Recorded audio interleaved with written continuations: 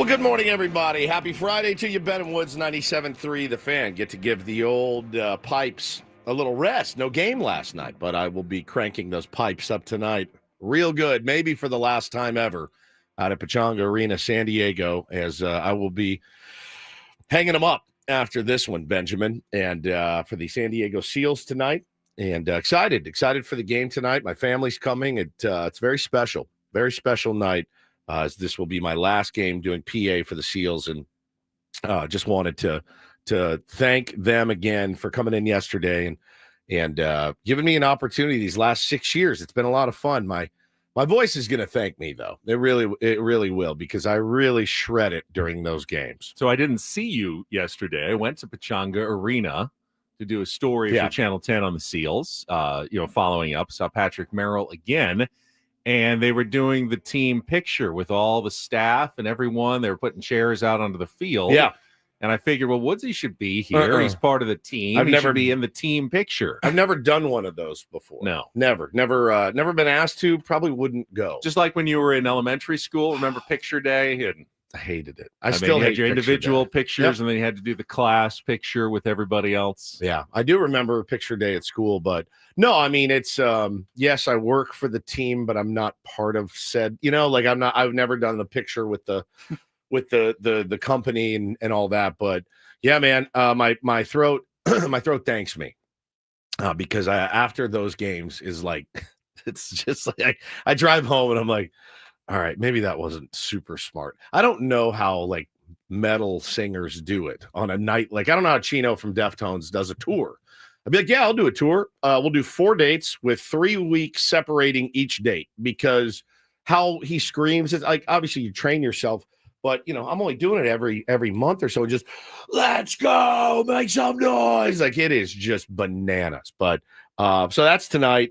I will be a crying mess, I'm sure, because that's who I am. I'm Woodsy, by the way. That's Paul Reindl. He's the executive producer of the program. Good morning, Paulie. Hey, how are you? Doing great. Ben Higgins, your friendly neighborhood sports anchor, joins us as well. Good morning to you, Benjamin. Good morning. I've never had a vocal regimen.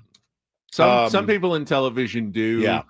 Some exercises, Sure. Some training. They do a lot of tea or lemon and honey or whatever, not just when you're sick, but they do it on every day, on regular days. Yeah. And obviously singers, people like Adele and Celine Dion are famous for their vocal training regimens that they go through, but I've never really taken care of the pipes. Yeah, I don't know how much exertion. You have to sit, you anchored the other day. You had to talk for a lot. That's a long day. A lot of talking. And you're a little bit gassed after it, and your throat's a little bit cashed after. I do a little vocal warm-up. We've played it on the air before. I do the lip roll arpeggio, I go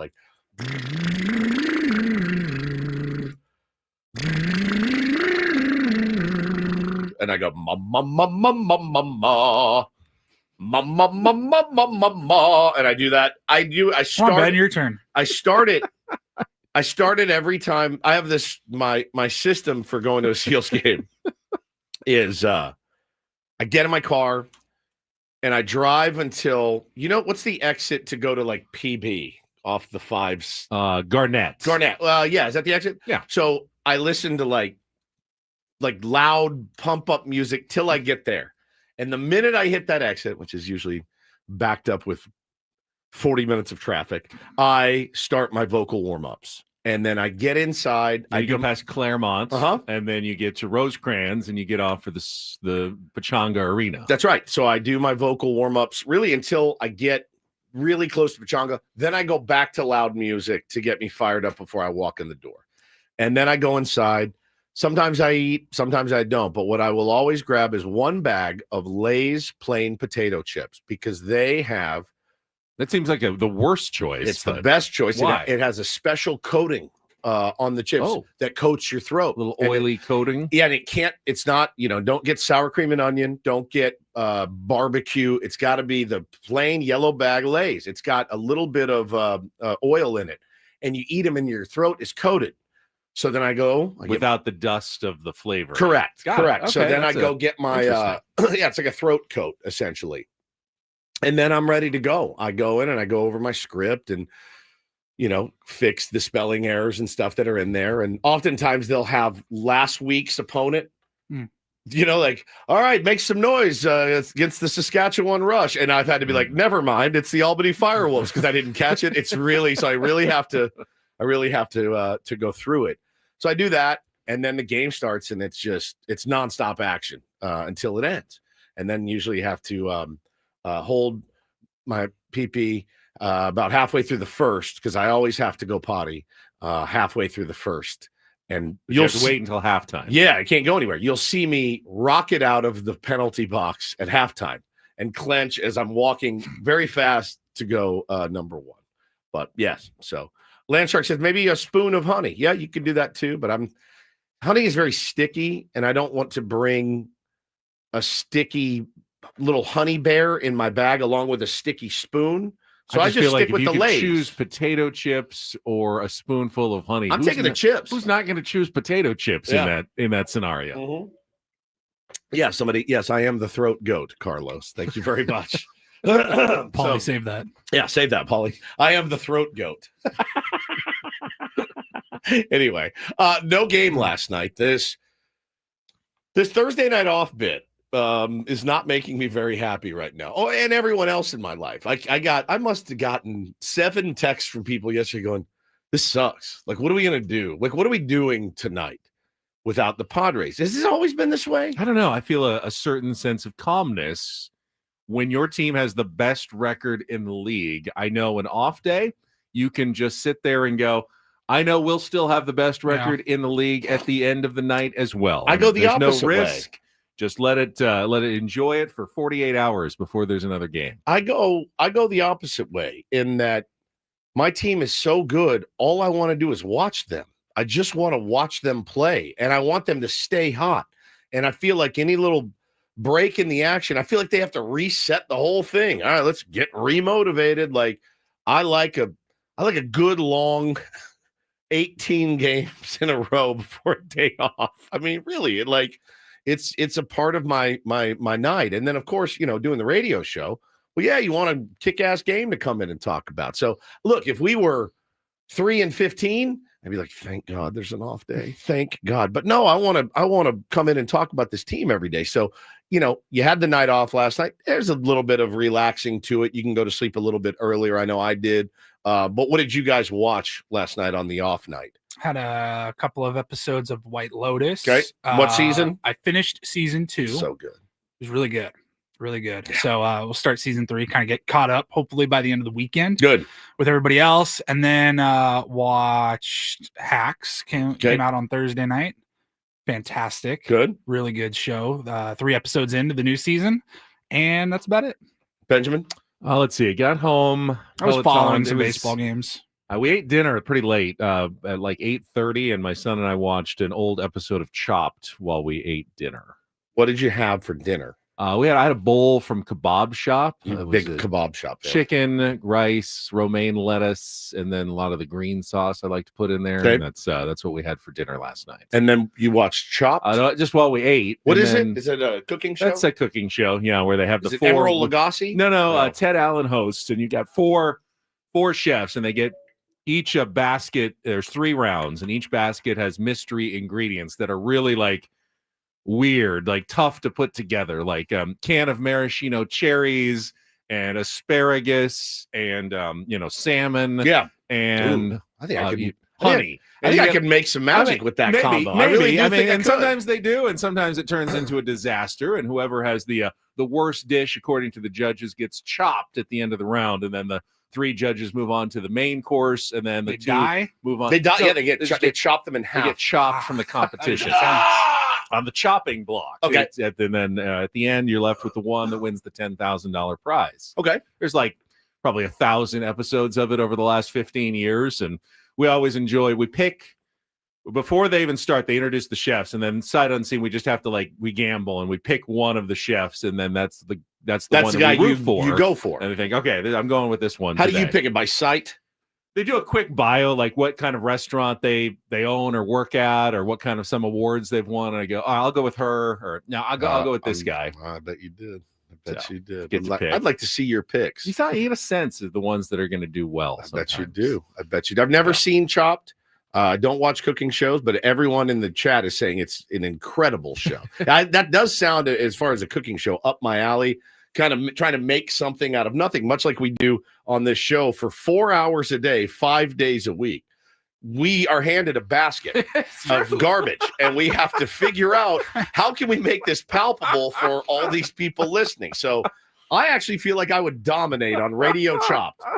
If it was a Chopped in the radio, all right, Woodsy, here's your topics. Go get it. I'll be like, all right, I'll do this. That's a fun bit, actually. But no, I feel like we do that every single day. I think I would get under the bright lights and be like, I'm murdering all of you guys today. Like, you guys are all dead. We've been doing this in San Diego. We do 20 hours a week of fresh content. So I think I got it. All right. What's your basket is Cleveland Browns draft prospects.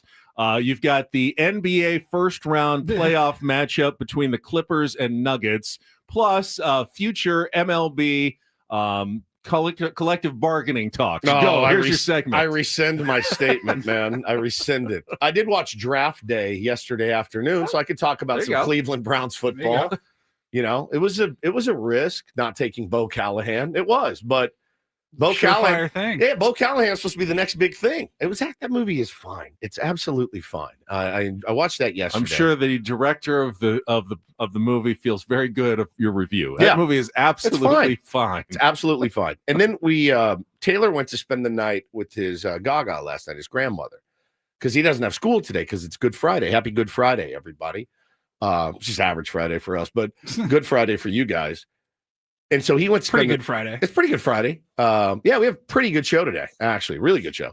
But so he was gone. So I asked Bo, I said, what do you want to watch tonight? He goes, The Fugitive. And I said, okay, done. Good call. And so we put The Fugitive. I cover his eyes like when she's getting like killed at the beginning because it's pretty scary, actually. I cover his eyes for that.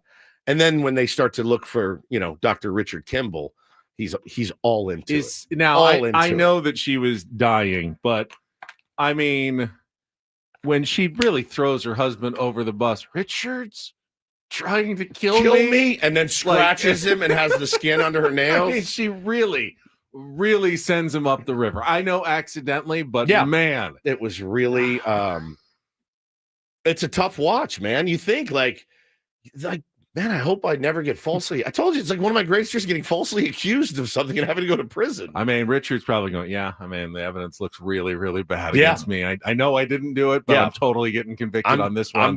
I'm taking the fall here. And, but yeah, there's a lot of holes in The Fugitive, to be honest with you. There's a lot of holes. He has no money, right? He sees his buddy it's on Lower Wacker in Chicago. His buddy pulls out of his tennis club and he meets him at the car and he's like, I need some money. Give me whatever you have. And he's like, oh yeah. And so he gives him a couple of bills, like at most. Well, then the next scene, he's renting an apartment. I'm like, what kind of apartment are you renting for like $30? It was the bottom room of a drug dealer's house in a really poor neighborhood, and this was it was probably like $300 a month. There's no way. It's Chicago. There's no way. This was a while ago, and it was a bad neighborhood. Okay. Let's be honest. So here's the other one. He goes to see the one guy that's in jail with the prosthetic. Yeah. Clive is his name. Clive Drexel. What ID does he use? Because he has to He made a fake ID. But he made a fake hospital ID. Did he make a fake license too? It's possible. So that's a good point. There's a lot of holes in it. I think the only thing that bothers me is I think they could have done without the jumping off the dam scene. I love the jumping off the dam. You do? Bo and I talked about it last night. Bo said, Dad, how does he... I don't think there's any chance he survived that. Bo said, how does he live? And I said, man, I'll tell you what. I said, the fact that he dives off into the flow of the water is probably what saved him. It kind of slowed the momentum of falling down. That's just my theory. And I said, Bo, he was faced with... So here's his options in that moment. They're about to cuff me and take me back to jail. I'm not getting a retrial here. I'm going to get cuffed and taken back to prison. I get why he jumped. I just don't believe that he could have survived. So the risk reward is if I die, I know I didn't do anything wrong. If I live, I'm still in the fight. And yeah, it was a cliff dive. And he dove into that heavy stream. Yeah, that's true. It was really smart. Right, that's true. But I don't know how shallow that dam. It's 3 it's feet. A little like river you're down dead. there. I mean, yeah. I just don't think that. I just feel like it's really a very, very. Almost, I mean, they said there's no way that he survives that. Jeff says he took the 300 that his buddy gave him. He used the code Woods on Underdog. He turned that drug den rent. He turned it into drug den rent money. He's this very smart guy. He found other ways to probably pick up a few bucks here and there. He was so smart. It's such a brilliant film. It's a brilliant film. Tommy Lee Jones is unbelievable. He's one of my favorite actors. And so, yeah, we actually had a really nice night watching that. Hannah passed out. Bo and I watched The Fugitive on a Thursday night. So, but I did miss our Padres. That's okay. No game to talk about. Yes, but, I am the throat goat. We did put together what I think is going to be a 1 seed. That's a 1 seed for sure. I think we put together what is going to be an enjoyable program for you this morning. We'll set the menu with some special guests. I'm looking forward to all of them this morning. I'll let you know what's coming up on the show. First, Kelly's got some traffic, and we will be off and running on a Friday. We've made it to the end of the week here, Tier 1's on San Diego's #1 sports station, 97.3 The Fan. Well, listen, every throat goat needs to make sure that he is drinking the best possible water. And I know that I do that every single day because we have the Eco Water system in our home. And last night was one of those. I filled up my water bottle with this. I was so tired. I just filled it up with the sink water in my bathroom, which I've never done before. But you can do it with Eco Water. I do it for my kids all the time. It's the best water you can have. It is it's soft water, no more hard water in our home. It's much better for you. If you want an upgrade, Eco Water's alkaline filters, they take hydration to the next level. Again, we've got the unit in our home. Soft, purified water, total game changer. Skin feels great. Coffee tastes even better. We're cooking in it. Our kids are bathing in it.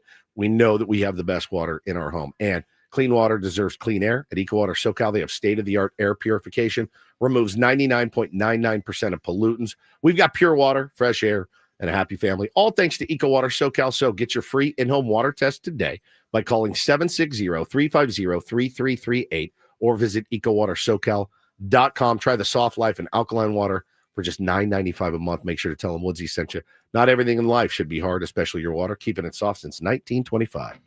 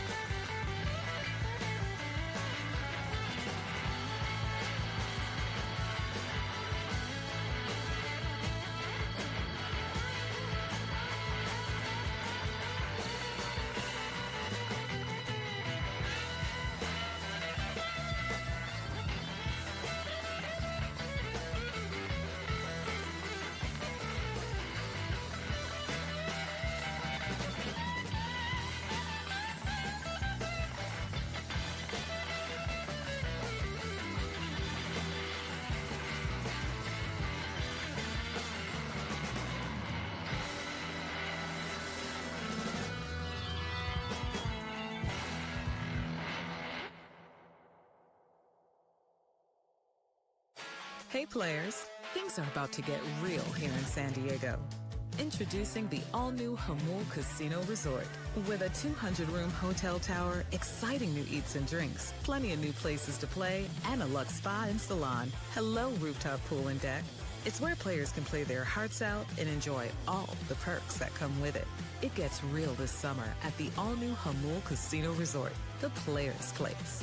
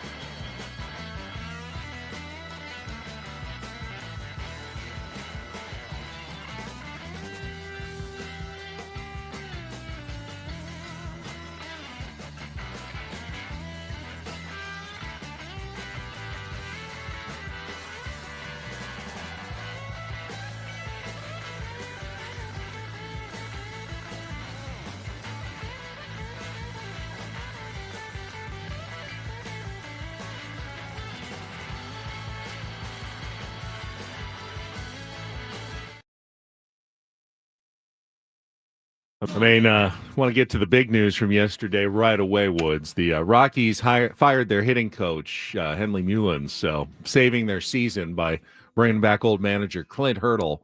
I'm sure that'll make a huge difference for a team that is already 8.5 games out of fourth place after just 18 games. That's tough, man. In the season.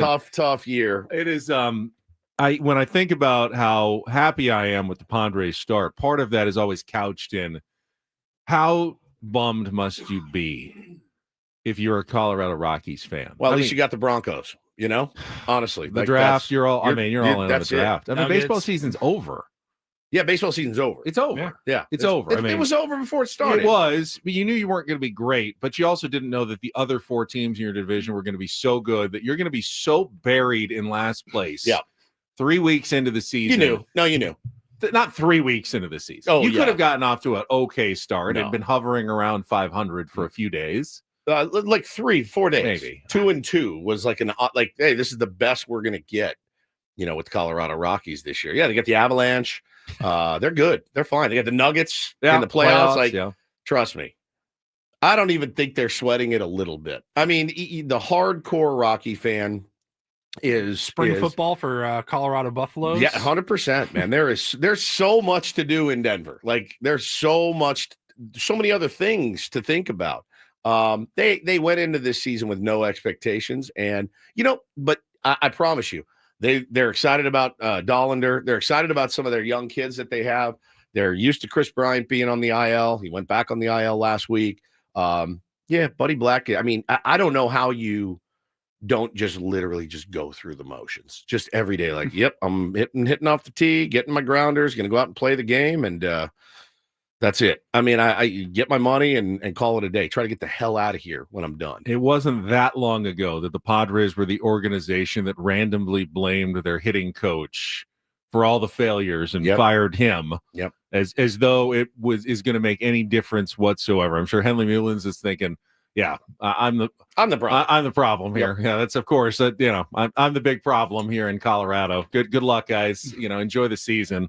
Hopefully he had a guaranteed contract for the year and still gets paid out because that's a rough start to the season. He was one of the guys in my youth where I would hoard his baseball cards because Hensley Bam Bam Mullins was supposed to be the next big thing on the New York Yankees, and he was supposed to be it. And I can remember my dad and I actively like, oh, I got a Bam Bam, I got another Bam Bam, Dad. Put it in the safe with the rest of them. It's worth like a nickel, maybe now. But listen, also not. I think he did a decent job for the Giants. I think he was their hitting coach for a while too. But yeah, listen, different voice. Clint Hurdle's and definitely an old voice for the Colorado Rockies. But you never know. Maybe he can tweak some things and get guys back to hitting. But I don't think it's going to, improve their place in the standings. And I think all the credit for that goes to the other 4 teams in the division too. I mean, the other 4 teams in the division are looking very strong. Yeah, we'll talk about some of the other games in the NL West, but we'll start this morning coming up next by looking ahead to the series against the Houston Astros. And who better to talk a little Houston Astros baseball with than our friend Geoff Blum, former Padre, Astros TV broadcaster, and all-around good guy, father of triplets. Always enjoy talking to Blummer, and he's actually going to join us early here in our 6:30 segment coming up in just a couple of minutes. So we'll preview the Padres series coming up, and then in our 7 o'clock hour, if you missed the announcement yesterday, going to be a regular part of the program on Fridays during SDFC season, one of their voices, and of course, legendary San Diego radio voice Darren Smith is going to be with us. Get his thoughts, of course, on the Padres and everything that's going on in the world of sports. We're happy to give him that platform.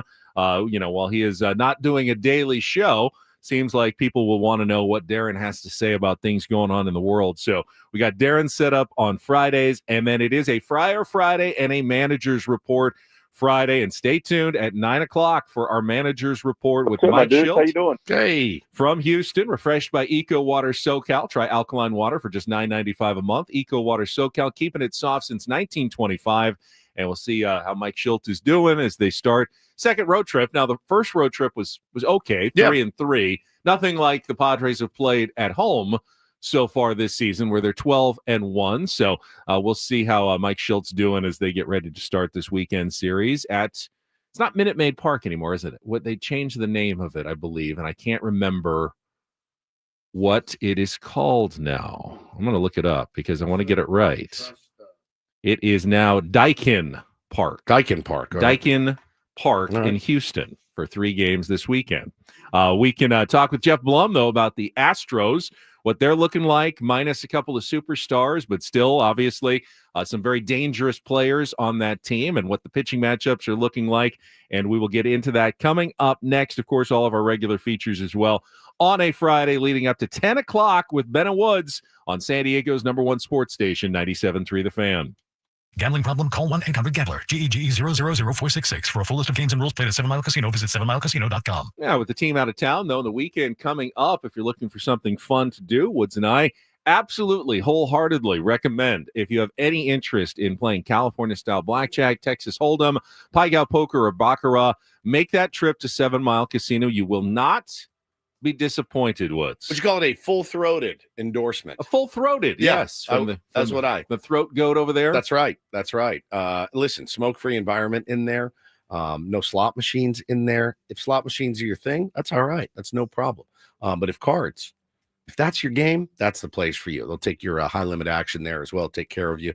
They got Pai Gow, they got Baccarat, they got Texas Hold'em, and, of course, my beloved California-style blackjack. And while you're there, you can get a great meal at Sammy's at 7 Mile. And this weekend, Saturdays and Sundays, 9 a.m. to 3 p.m., the award-winning brunch, best in the South County. It's right there. How about brunch on the patio overlooking San Diego Bay with the great view, the great atmosphere? It is very comfortable. It's just a great spot. Check it out this weekend. Yeah, 7 minutes from downtown, my friends.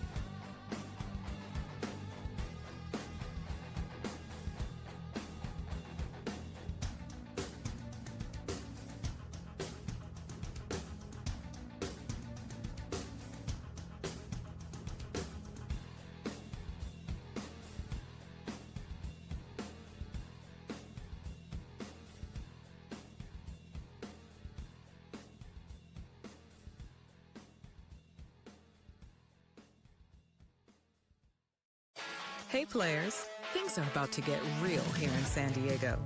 Introducing the all-new Hamul Casino Resort.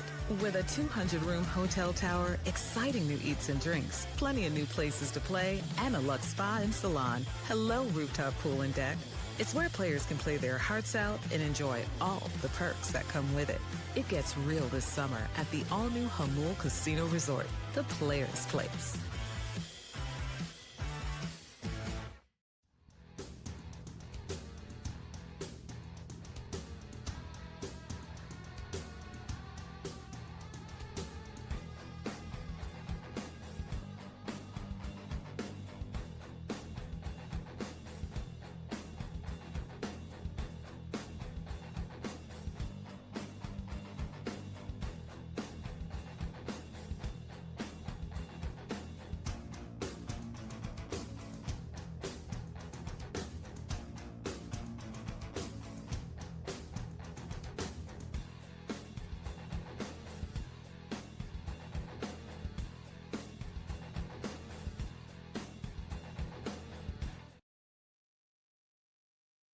I wish we had more excuses to get Geoff Blum on the phone. Yeah. The Padres only play the Astros once a year, but I'm glad we were able to set this one up today. Blummer is standing by. We'll talk about the series coming up. Padres, Astros, first game this evening, 5:10 p.m., and we'll do that right after a check of traffic here on 97.3 The Fan.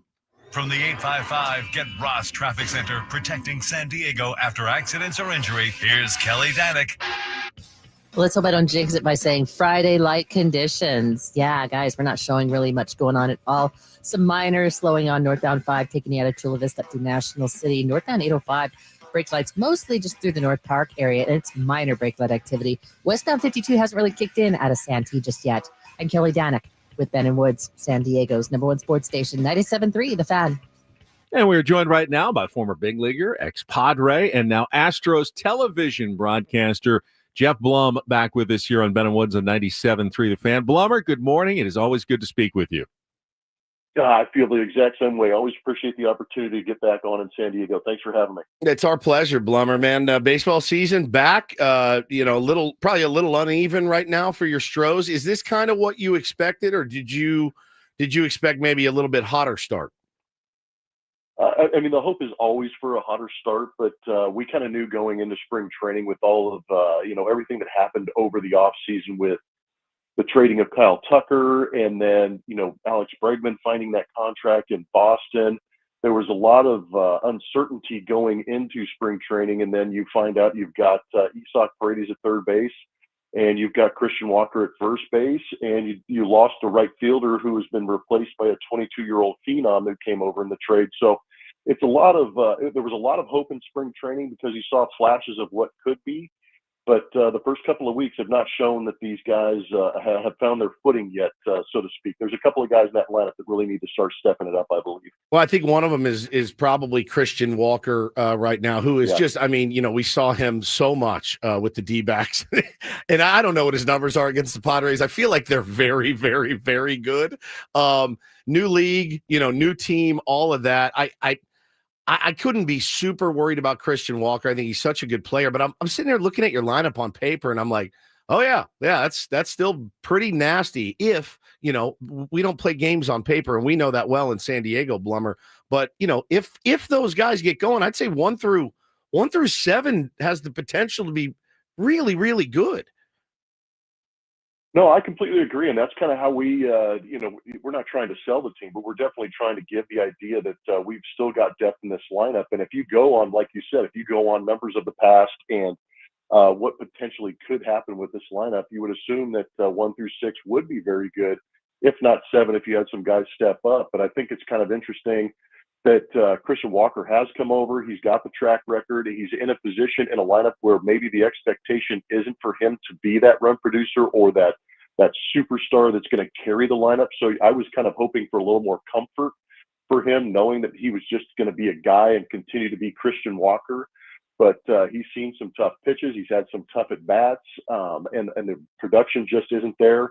And there's another guy in the lineup, Yainer Diaz, for me, who hit 299 last year as a catcher, who we saw one game where he completely went off, grand slam, 5 RBIs, and we're like, oh, he's back.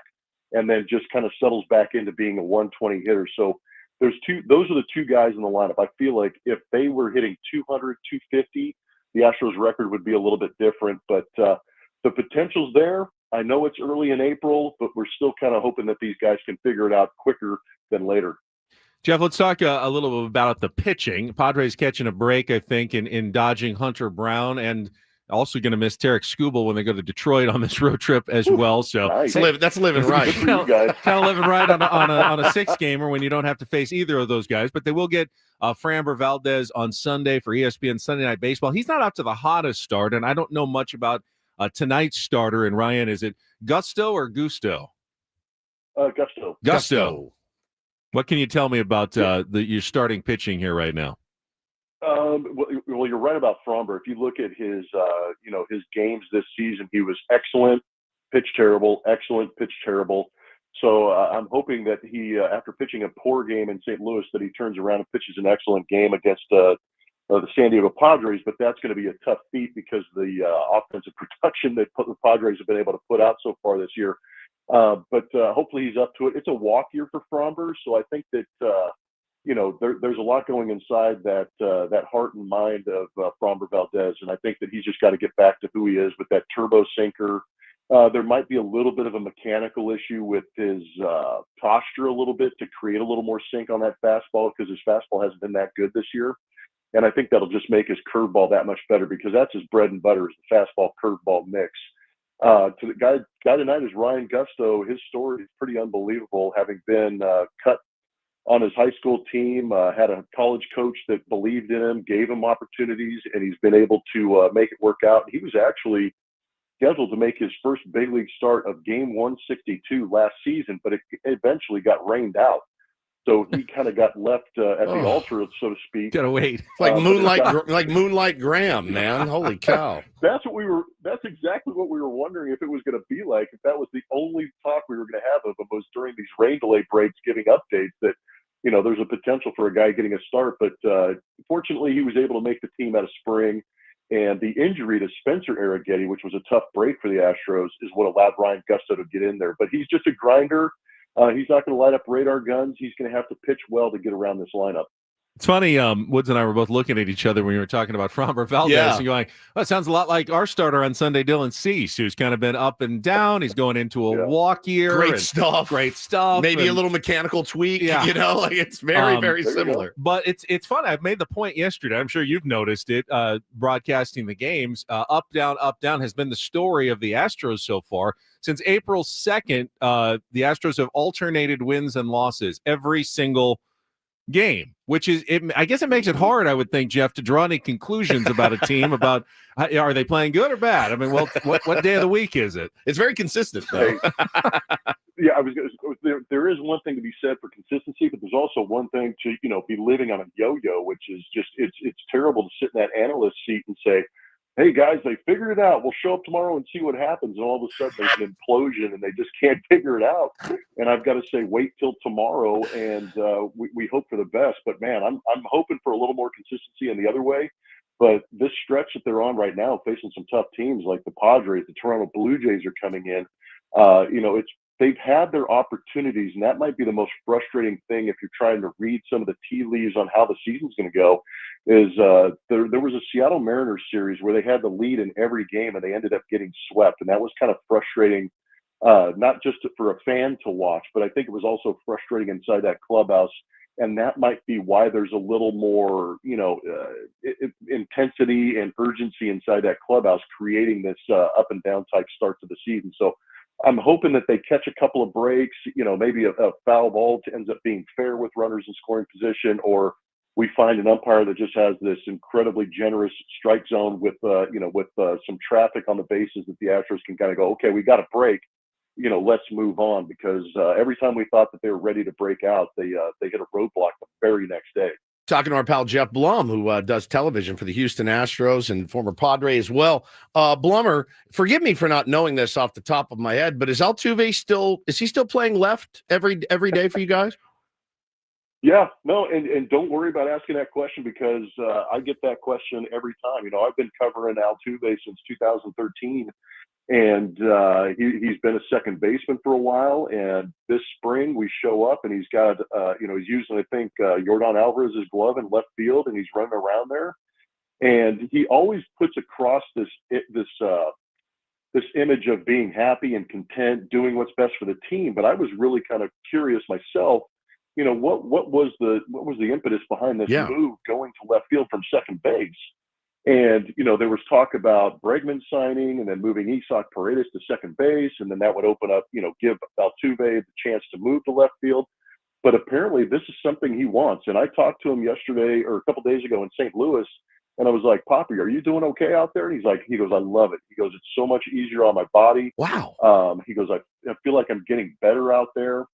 And he's never going to have the arm that says, don't run on me. Yeah. He's going to have to, rely on some athleticism that he still has left at the age of 35. But it's just crazy to think that at the end of last year, if you look at some of the defensive metrics, he was the worst defensive second baseman in the league. And now he's out in the outfield, and I think he's got one or two runs or outs above average in the outfield. And the Astros' overall defense is one of the best in baseball. So you could actually argue that the Astros are better defensively with Jose Altuve in left field, which is crazy. But he's got his glove. He showed it to me. He's got his name on it. It's massive. It looks like it's huge on his hand. I mean, again, like kudos to him for doing it. You know, we've moved guys around here, man. Jackson Merrill was a shortstop. Fernando Tatis Jr. was a shortstop and wins a platinum glove. Such a great player. But for me, we talked a lot about it this offseason, and it had to confound you a little bit when you let Kyle Tucker go. Bregman, I guess you could make a case, it's like, man, you heart and soul kind of guys from your team. But the Tucker one for me was the one that I just went, oh, no, you can't let that guy get away. Yeah, and that one actually had a ripple effect if you want to, take it to the extent that, Nolan Arenado came out in an article and said, he nixed a trade coming to Houston, and he basically said, when they traded Kyle Tucker, it left me a little uncomfortable about making the choice to go to Houston. So that's part of the effect of losing Tucker. But I think there were a couple things that were factored into that. And, it's a tough GM move to do something that Dana Brown did like that so early, because you could have waited until, All-Star break or the trade deadline and kind of see how things go. But I think with the number one thing was the signing of Juan Soto in New York for, $1 billion or wherever it was. That left a lot of consternation with the GM and the owner, Jim Crane, because Jim Crane is not a guy that's going to give out the 10, 15-year contracts. He's not going to give out the $40 million a year, no matter how well you play or how many jerseys you sell. So that was one of the things. And I think, watching what the Angels did with Shohei Ohtani, just letting him go for nothing and just kind of using him for a year and hoping he would stay around, I don't think worked out. And I think that's what led to that trade. So it was a combination of that example from Shohei not getting anything in return for a superstar player. That's what led to that trade. And right now we've got Cam Smith in right field. I mean, he shows a lot of upside. He's early in his career. But I felt like it was a move, a necessary move at the time. And you could argue both ways. It was good and bad, but there was no way they were going to be able to sign it back when, Kyle Tucker is very similar to Juan Soto type numbers and could garner $400, $500 million. Talking to Geoff Blum, and I was going to ask Blummer how the kids are doing, but then I realized he had the triplets when he was with the Padres, which was back in like 2005, which means they're adults now. How are the adults doing?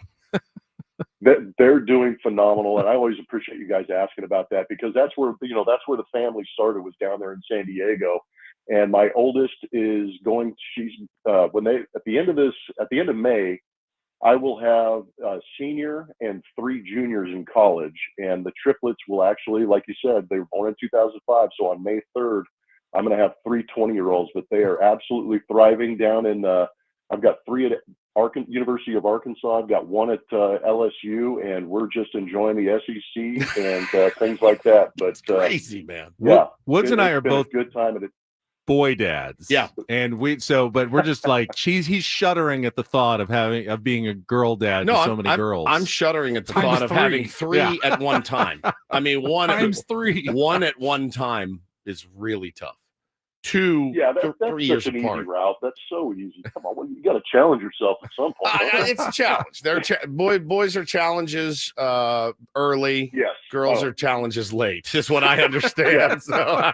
No, I'm in the middle. I'm in the middle of 4 tuitions and boyfriends. Oh. So yeah. Oh my God. I know I'm the envy of everybody now. That's the worst thing I've ever heard in my whole life, Blummer. That is just you got to do a lot of vetting and asking a lot of questions of the boyfriends. Saving of money and gracious. Oh my gosh, if any future boyfriends are listening, my brother is an ex-cop. So okay, good. Keep that in mind. All right, we will. We'll keep that in mind, and that's incredible, man. What a great catch up we've had this morning, man. Really appreciate it, Blummer. No, you guys are great. I always appreciate being on. Thank you. Thank you, Geoff Blum, Astros television broadcaster, and yes, father extraordinaire. 4 college tuitions at the same time. I mean, oh my God, He did well in his major league career, but even for an ex-big leaguer, that's a big ask right there. It's not Kyle Tucker money or anything like that. Is he just talked about? Holy cow, dude! What do you do? I don't know. Dad, I need books. Dad, you put money in my bank. Dad. Your whole life is just like, I don't know, man. You better be planning really, really well for many years. The thought of it makes 3 my weddings coming up at some point. Oh, my God. 4 weddings. He has 4 girls? Yeah, it's the single and then the 3 triplets that came right they're after. all girls. They're all girls. Maron, that is something else, man. Something else. 3. 3 at one time. 4. 1, 2, 3. Yeah. And then Do you want the wedding staggered? You just want to get it all over within one giant year? Just one wedding, one massive wedding festival. Giant wedding. Like the Coachella of weddings. Yeah, where be you like have a music festival. You have 4 stages in different spots. Where So they each headline one night. It's a weekend event. Yeah. Friday, it's a weekend Saturday, wedding Sunday. event. Yep. Yeah, and you want them ideally to marry 3 other triplets, 3 male triplets, to just keep this thing as easy. We can't have 4 families. We can have 2. Just keep it as easy as possible. How do you manage it, man? I don't know. Jay says, imagine 3 bows at one time. That's easy. 3 tailors is the hard part. That would be the really hard part. Bo's he's pretty low maintenance. He really is. Taylor's not. He's not low maintenance, not even a little. So I just can't imagine that, man. I cannot imagine. The boyfriend thing too. 20, because they all have different likes and styles, and they want to separate themselves. And oh my God, you bring some scumbag like me home to meet Blummer. Just the worst thing I've ever heard. But congratulations, Blummer. Good insight on the Astros. Great as insight. well. He's awesome. Clearly, I mean, you look at, Padres are off to a really hot start, and right now they have how many players with an OPS over 800? A bunch that have gotten off to decent starts to the season. The Astros don't have a single player with an OPS over 800 right now. Think about this, man. Like, I'm looking at this lineup. So Altuve, Paredes, who has the ability to be a star in this league. Yordan Alvarez, one of the most feared left-handed hitters. Christian Walker. Yainer Diaz, who said batted almost 300 last year. Jeremy Pena, who was a World Series MVP. Cam Smith, Victor Caratini, and Chas McCormick playing center mostly like a glove. I would think a glove first center fielder. But yeah, and then is it their bullpen that's been uneven? It kind of sounds like it when he's talking about dropping those 3 to Seattle, in which they had the lead. But yeah, you don't want that lineup that's really, really talented. You don't want them to get on track this weekend. Sounds like you want to try to get Ryan Gusto tonight, but that is a very right-handed lineup. Yep. And Kyle Hart, I mean, that's going to be a challenge for him in the opening game of the series tonight. Yeah, I think Caratini is the only, and Yordan. And those are the only 2. Caratini's a switch hitter, but so Kyle Hart's going to have to dance around a little bit tonight. Get that soft contact, use your defense, and see what happens. But Padres are actually the underdog tonight, so we'll see what happens. All right, we'll come back, talk more about the NL West next.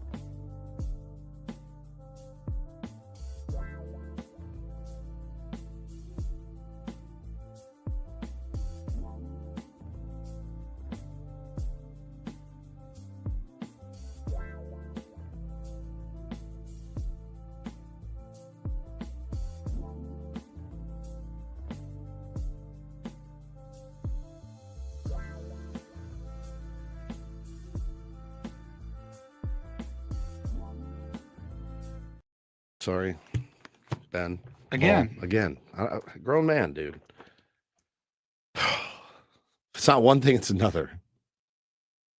Don't you have like a process? I was gonna say, do you have like you did everything else? Yeah, I did everything else. Brush your teeth, wash your face, the whole thing, all of it. Showered. And deodorant's not part of that. It is. It is. I just forgot it again. It's like the one thing I forget, and I do it maybe once, twice a month. I feel like in the new vending machines we're supposed to be getting, they might have things like deodorant in them, but we don't have them yet. They have eyelashes in there. I would hope fake there's eyelashes, a little thing of degree or something. I have these. I like these. They're called cold showers. Not a sponsor, as Mud and Don will say. And it's a cooling field towel. And so if I start to stink it up, I can just unwrap it, clean the pits off. It's like a Lysol wipe, but a little more for your body, safe for your skin. Yeah. That's exactly. You don't right. want to be wiping Lysol. No. I've done it, but it's not a good idea. Not ideal. So I do apologize if it starts to smell like garlic in here. Nobody's cooking anything. That's your old pal Woodsy in here just stinking. Our thanks again to Geoff Blum. Really, really good preview of the upcoming series against the Houston Astros coming up. Padres, of course, were off yesterday, but there were a couple of other teams in action. The Giants finally dropped one. They actually split their 4-game series with the Phillies, which, by the way, most teams will take that. You have to go to Philadelphia for 4 games, and you go 2-2. You go solid series. But yesterday, Christopher Sanchez struck out 12. Ooh, he was nasty for the Phillies to split that series 2 games apiece. D-backs are hot. I mean, they are playing the Marlins, but they won their 5th straight yesterday. Great, 6-4. So the D-backs are now 12-7. 4th place team in the NL West with the 4th best record in all of baseball. That's unbelievable. Yeah. Unbelievable. We just got to keep winning our games. That's really all you can worry about. Keep winning the games in front of you. And you just, I'll let us look at the scoreboards and whatever. But if you're Mike Shildt and you're Manny Machado and all the credit, just win the game in front of you and it will all work itself out in the end. But man, we talked about it on the roundtable yesterday, a good amount. We talked about the NL West and kind of what we all thought, and the which team will peter out. I mean, as it stands today, none of them are going to peter out the way that they're looking right now. And obviously your hope is of the 4 that it's not the San Diego Padres, that injuries don't catch up to them, that, Kyle Hart's able to continue to do what he's been doing. Randy Vasquez is able to continue to do what he's doing. The offense is able to keep grinding out dubs, Ben. Everyone kind of had a strong opinion. A couple people thought, it's definitely going to be the Giants. I don't necessarily agree. A lot of people thought, it'll be the D-backs, and I don't agree with that either. Nobody really thinks the Dodgers are going to peter out based on what they have and their depth. So that leaves us, and I don't think it's going to happen. I'm sure hoping it doesn't, but yeah, man, somebody's going to have to. It doesn't seem like anybody is even giving a little bit right now. I know in my head, power rankings mean less than nothing. Less than nothing. But the snapshot of where everybody is at the season, and people are taking notice of the Padres. ESPN came out with theirs yesterday, and guess what? The Padres overtook the Dodgers and are number 1 in the ESPN power rankings at this point in the season. It doesn't matter. You're right. I know. I don't really care. I think what's telling, though, is that the top 10, I mean, it's like all National League. Padres, Dodgers, Mets, Giants, Phillies, Cubs. Hey, Yankees. Congratulations. An American League team sneaks in there. And then the Diamondbacks. So the top 8, 7 of them are National League teams. Guess what? You don't get 7 playoff teams in a league. You only get 6. So at this juncture, and again, snapshot, things will change as the season goes on. But, if this continued, that means one of the top 8 teams in baseball isn't even going to make the playoffs this year because they are in the National League. Top teams as we stand today. But I think it is telling how lopsided right now it looks like the 2 leagues are comparatively, that the National League just is so much deeper this year than the American League. It's really good. And, it's good for exciting baseball. You're going to have a lot of big, important series this year at Petco Park against all of these teams when they come into town. But again, someone is going to get aced out at the end, and you can't really afford to have that month, that June swoon or, a May Gray or whatever, where you have just a bad 3 weeks. Yeah. Because you could get left in the dust No question. in the National League this year. No question. No question. And that's true of not just the Padres, but all of those teams that I just mentioned. That's the danger this year. Atlanta, they've had their April swoon here to start the season. Guess what? They got left in the dust already. They're going to have to be fighting and clawing all year long just to kind of get back into a wild card race at this point because of how great the starts have been from all the other teams in the National League that were considered contenders. Well, and as far as the roadmap to success for the San Diego Padres, as far as, morons like us laid it out at the beginning of the year, we all said it's so imperative that this team has a hot start. Done. You did it. Well done. You've done exactly what you need to do. And, you kind of, when do you turn the page on a hot start, right? When does that, soon, right? So they've played 19 games. They're 15-4. 25 games? 30 games? 40 would be the quarter of the way through the season. So maybe we'll look at 20 more games or so after that. But so far, so good for the San Diego Padres. They did exactly what they needed to do. Mike Shildt's teams traditionally have ramped up. So I wanted to ask him about that when he comes on today. Is that just one of those weird anomalies, or is the carryover from last year, the continuity, all that stuff? Did that help them get off to a hotter start? I think it probably did. I guarantee there's no coach who ever thinks his team is playing perfectly. So there's always room to improve. But really, what would you want your team to improve on at this point? They're doing so many things so well. But the message just can't be, okay, we did it, guys. Now just maintain this the rest of the year. Of course, we'd be thrilled if they did. If the Padres didn't get even a fraction better the rest of the year, but didn't get any worse, is there anyone who wouldn't sign up for that? Just play like this all year long, and you're going to have the best season in Padres history, bar none, no doubt about it. So you don't actually have to get better, but I think that goes completely against what Mike Shildt's entire ethic as manager is that we get better as the game goes on, as the series goes on, as the season goes on. Yeah. We have to improve. It's always about improving. So where do you improve on this? You're 15-4. You've been playing sharp, crisp baseball, good situational, everything you're asking your team to do, they are doing. So what are you asking them to do now? You can ask him. I don't think he's going to answer. I don't think he's going to answer that question. He might. Okay. I can't imagine there's a manager who. Oh, you want a little $5? Will he answer that question? Will he answer that question? Yeah. Okay. What's the question then? I asked him the exact same question last year in the middle of a hot stretch. What areas would you still like to see your team improve on? Despite incredible start, team is playing so well, but what areas would you still like to see your team improve at? Yeah.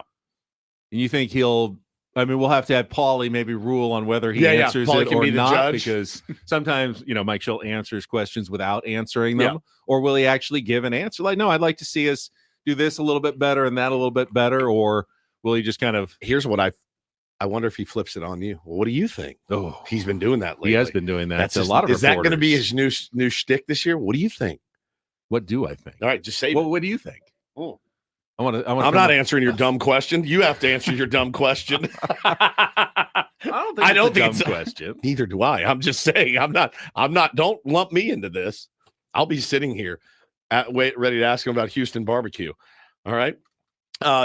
Chris in the chat says, "I disagree, Woodsy. I think you have to keep your eye on the standings at all time." Where the hell did that comment go? Reminds them of how tough your division is going to be this year. No days off. Keep that pedal to the metal. Yeah, every game. I'm looking at the scores like a lunatic, Chris. I'm watching the end of Giants games. I'm watching the end of D-backs games. I'm watching Dodger games because that's who I am. I love the game, and I'm watching our division like a hawk. But if you're Manny Machado and Xander Bogaerts, I don't think you need to be huddled in the clubhouse looking at your phone after game. Go, did the Diamondbacks win? They did? Oh, no. It's April. There's still 140 games to go. And I agree, East County Chris, it's a long season, guys. Baseball is dumb. There will be ups and downs. Enjoy the ups. Yep. Civil Luthi says they're blowing anyone away. They have a few times. There will be sections of the season where the ball bounces the wrong way consistently, and they go 4-10. I do understand that, but I don't think that's ever I just don't think that a manager's message to his team is just keep doing what you're doing, or is it sometimes just keep doing what you're doing? It feels like with Mike Shildt, it's always like, where can we get better? Yeah. Where, what can we improve on at this point? I hope he answers it because I'd be fascinated to know. I really would. I mean, there's all in baseball. It's the great thing about baseball. You can be hitting 400. You can always hit 500. I know. I mean, there's always, room to improve. Unless you just threw a perfect game and you're a pitcher, there's always room to improve in baseball. Yeah, 100%. 100%.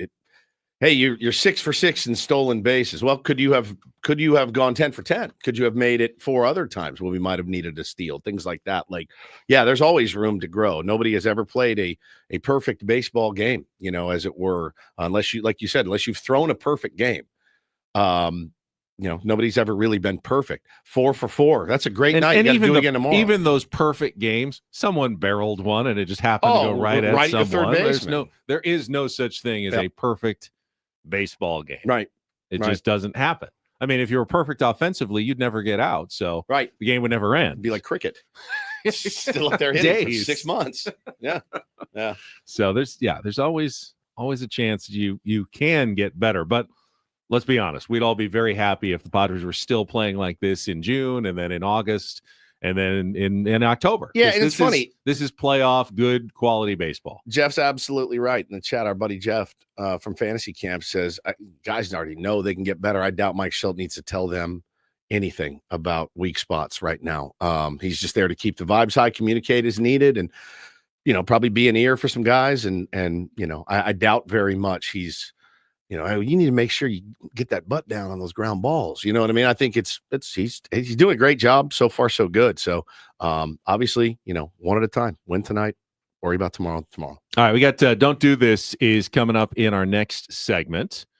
Let's see, the old tweet then delete bit. Oh, tweet and delete made an appearance in Major League Baseball yesterday. Well, and again, I get a little annoyed when people hold up New York sports talk radio as the highest of the high, because I do feel that they have not evolved even a little bit yet. We'll play you some audio next. All right, we'll get to a check of traffic and then Don't Do This coming up when we return on San Diego's #1 sports station, 97.3 The Fan.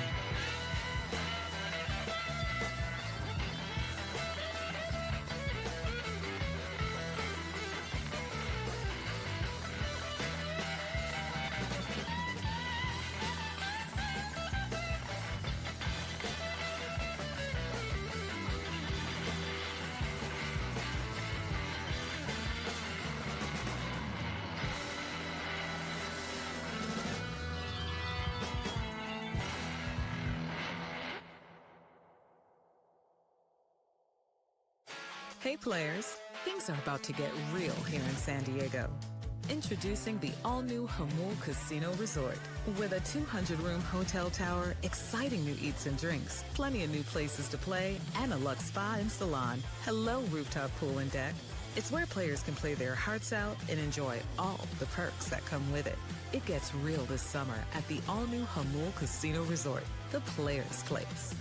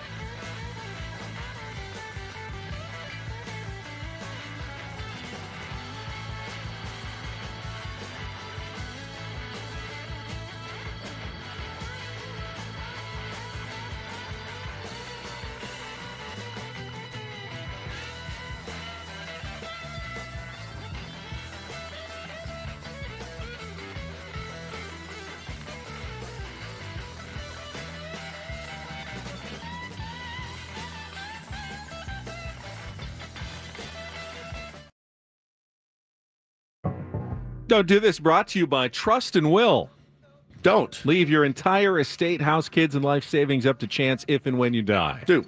Set up a Trust or Will online at trustandwill.com. This is a lot more affordable than you think. Visit trustandwill.com for more info. All right, I will start us out in the world of baseball. Yesterday, the New York Yankees had the very unusual circumstance of being the road team in their own spring training ballpark for the first time. That is true. Playing the Tampa Bay Rays at Steinbrenner Field. Yeah, it's kind of awkward, actually. That's not the DDT. We knew that was coming, though. During the game, Jazz Chisholm Jr. of the Yankees took I think it was a 2-2 pitch that he probably should have been rung up on, and they called it a ball. Right. And then on the 3-2 pitch, it was probably a ball, but they called it a strike. And he argued and got ejected by plate umpire John Bacon for that. And then he immediately went into the clubhouse and tweeted something that I can't say totally on the air. Just read it. Let's see. Where's the actual tweet? It was deleted. It's his words, not yours. It's his words. It was his You're words. a journalist. Well, I can't say one of the words on the air. Fake it. Let's see. Where's the actual tweet? I had it. You said it was deleted. It was deleted, so I can't find the actual tweet. But it said not even effing close. There it is. Said. Yes, but then he immediately deleted that because you're not supposed to tweet, use any electronic devices at all during games. I guess if you're ejected, you're not in the game Yeah, anymore. you're in the clubhouse. He said afterwards, I lost my emotions. I lost my cool. I got to be better than that. I'm definitely mad at myself for losing my cool. I don't know. In this day and age, if an umpire knows they probably missed a call, if you're the batter, you got to know, you got to expand your strike zone a little bit on the next pitch, right? If you feel like you might have gotten away with one. It was a close pitch. I mean, it was not egregious. No, it wasn't. Opinion. It wasn't. And, if I'm an umpire, I know I'm thinking that way. All right, 2-2 pitch, really close. I might have gotten that one wrong. So I'm giving a little extra to the pitcher on the next pitch to make up for it. I know you're not supposed to do that. And just every pitch is its own thing. But so many pitches are so close. I would in my mind call balls and strikes. Just if it's a ball, it's a ball. If it's a strike, it's a strike. If you miss one, you miss one. Try to get the next one. But what about all those pitches that are truly borderline? What's your decision? Stick with your live with your decision. That's why they pay you. Make your decision and live with it.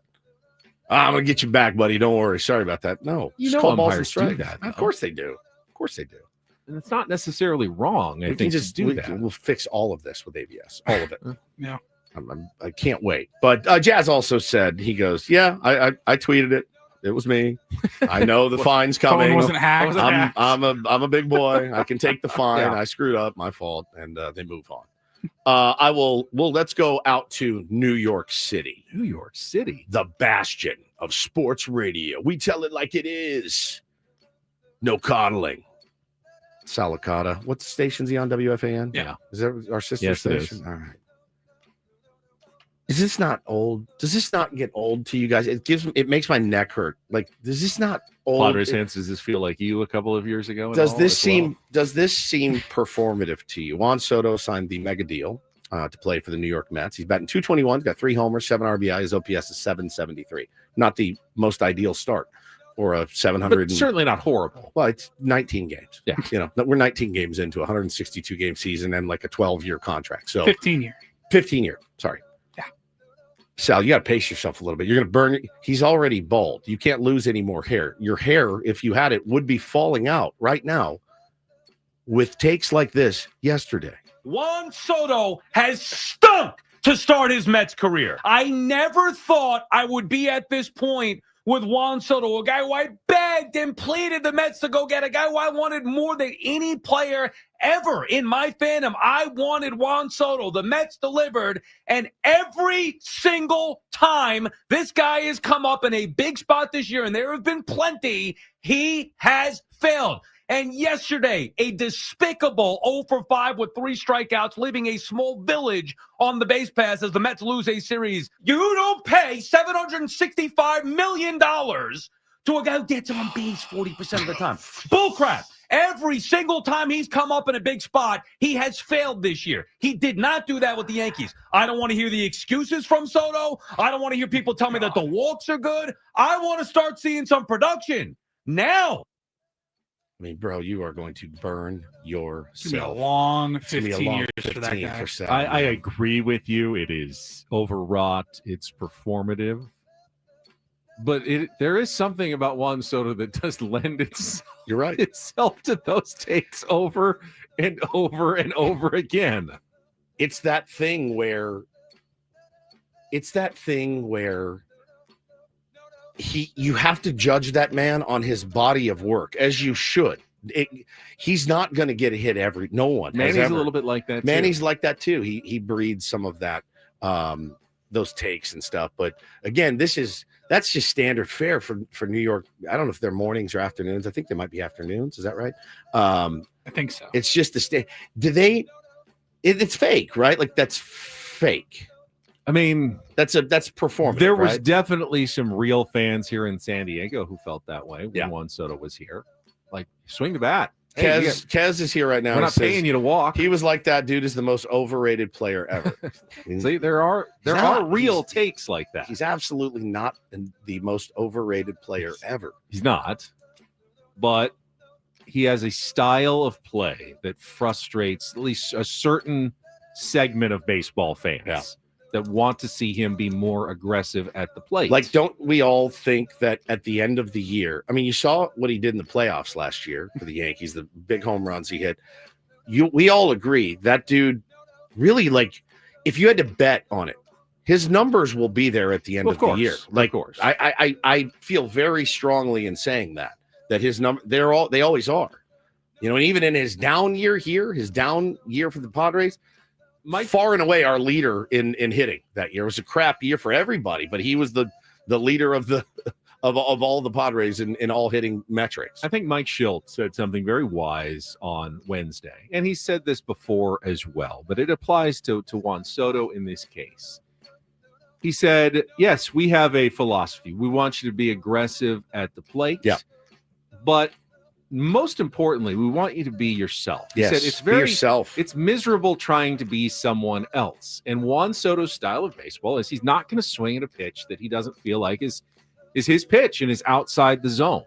So I think if you're really desperate to try to turn Juan Soto into something else, you'll be more disappointed in the end result. Do you want if you changed him? Do you want him to be Stephen Kwan? Like, is that the ultimate goal? Like, do you want him to be Stephen Kwan? Do you want him to be Luis Ariz? Do you want him to be, the great hitters of history that, were just contact guys and whatever? Like, if you want him to be Stephen Kwan, I'm sure he could be. Oh yeah, but yeah. It'd be a really good version of that. Yeah, you want him, again, like, and everyone, the money gets brought up, obviously, and it's somebody said he's good. He's not $800 million good. Well, he is because the Mets paid him $800 million. So the pressure on him has got to be insane, right? I think Wesley in the chat nailed it very simply. He's going to be in the Hall of Fame. Yeah, he's going to be a Hall of Famer. That's why I wasn't super stoked that we had to trade him. There's no doubt. I like it when future Hall of Famers are on my team in their prime.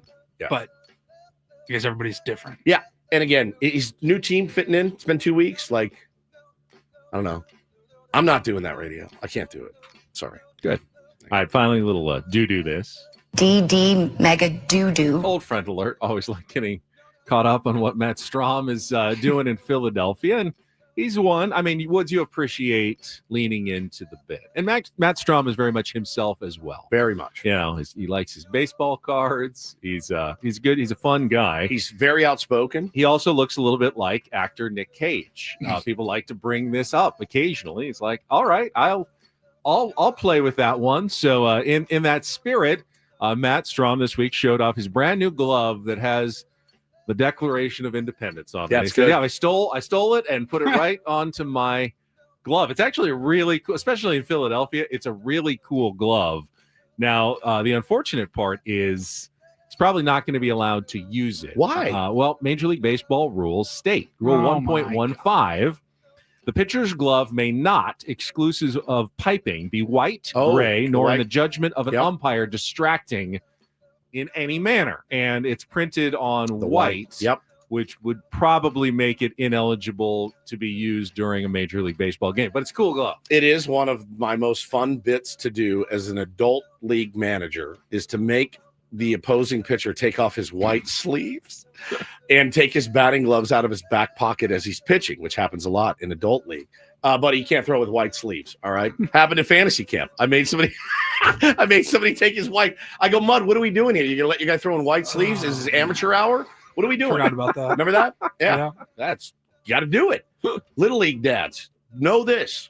Don't put your kid out there in a white sleeve to pitch. They're going to make you take it off. Paulie's put the side by side. And that's the most Nick Cage looking picture of Matt Strom ever, or is that just Nick Cage in a Phillies jersey? It's Nick Cage. Somebody superimposed his face. I mean, that's the one that you see everyone. Is that really Matt Strom? That looks more like Nick Cage. That's Nick Cage. When we talk to Matt Strom in person, I don't immediately think, me neither. Oh, that looks like Nick Cage. Me neither. But there was one night where the hair was flowing, the whole thing. So somebody put his face on there. It's close. It's close enough. But that's a bummer. You go get that nice glove made and you can't even use it. Probably not. That's pretty sick, though. And that is don't and do this for a Friday. That was Don't Do This with Ben and Woods on 97.3 The Fan. Yeah, Keelan Lee Real says that's the real Nick Cage, just in a Phillies that's the real Nick Cage. Jersey. It's Photoshop. Yeah.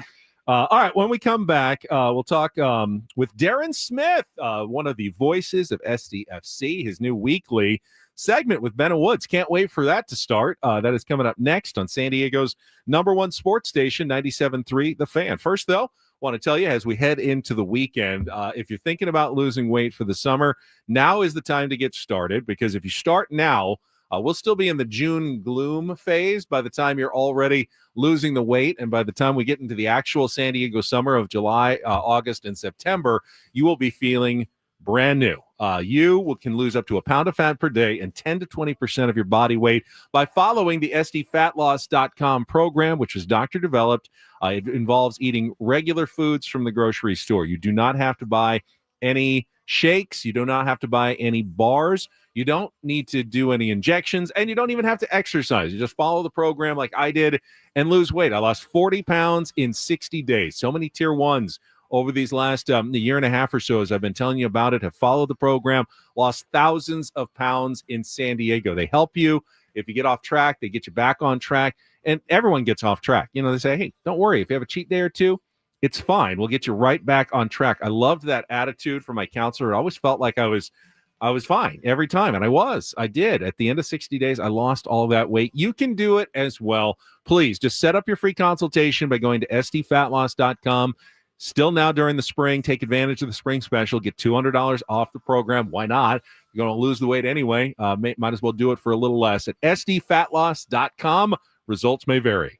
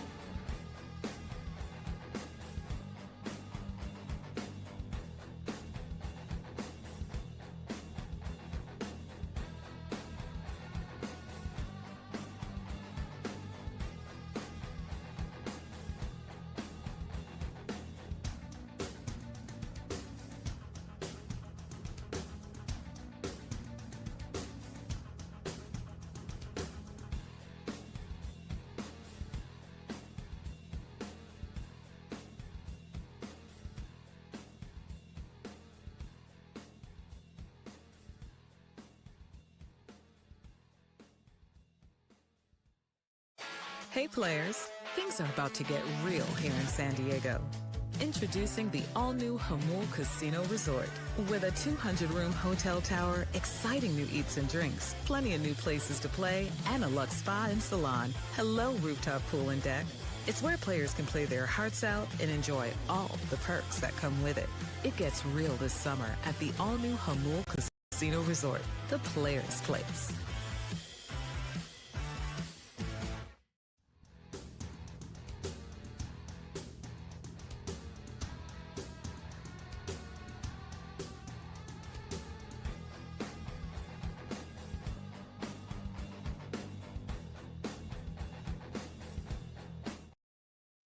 Pretty fun Friday here with Ben and Woods. Of course, stay tuned later this morning at 9 a.m. for the Manager's Report with Mike Shildt, refreshed by Eco Water SoCal. Try alkaline water for just $9.95 a month. Eco Water SoCal, keeping it soft since 1925. But we got a new Friday feature coming up for you. We're going to talk some soccer and more with Darren Smith, one of the broadcasters now for SDFC. And we'll get to Darren right after a check of traffic here on 97.3 The Fan.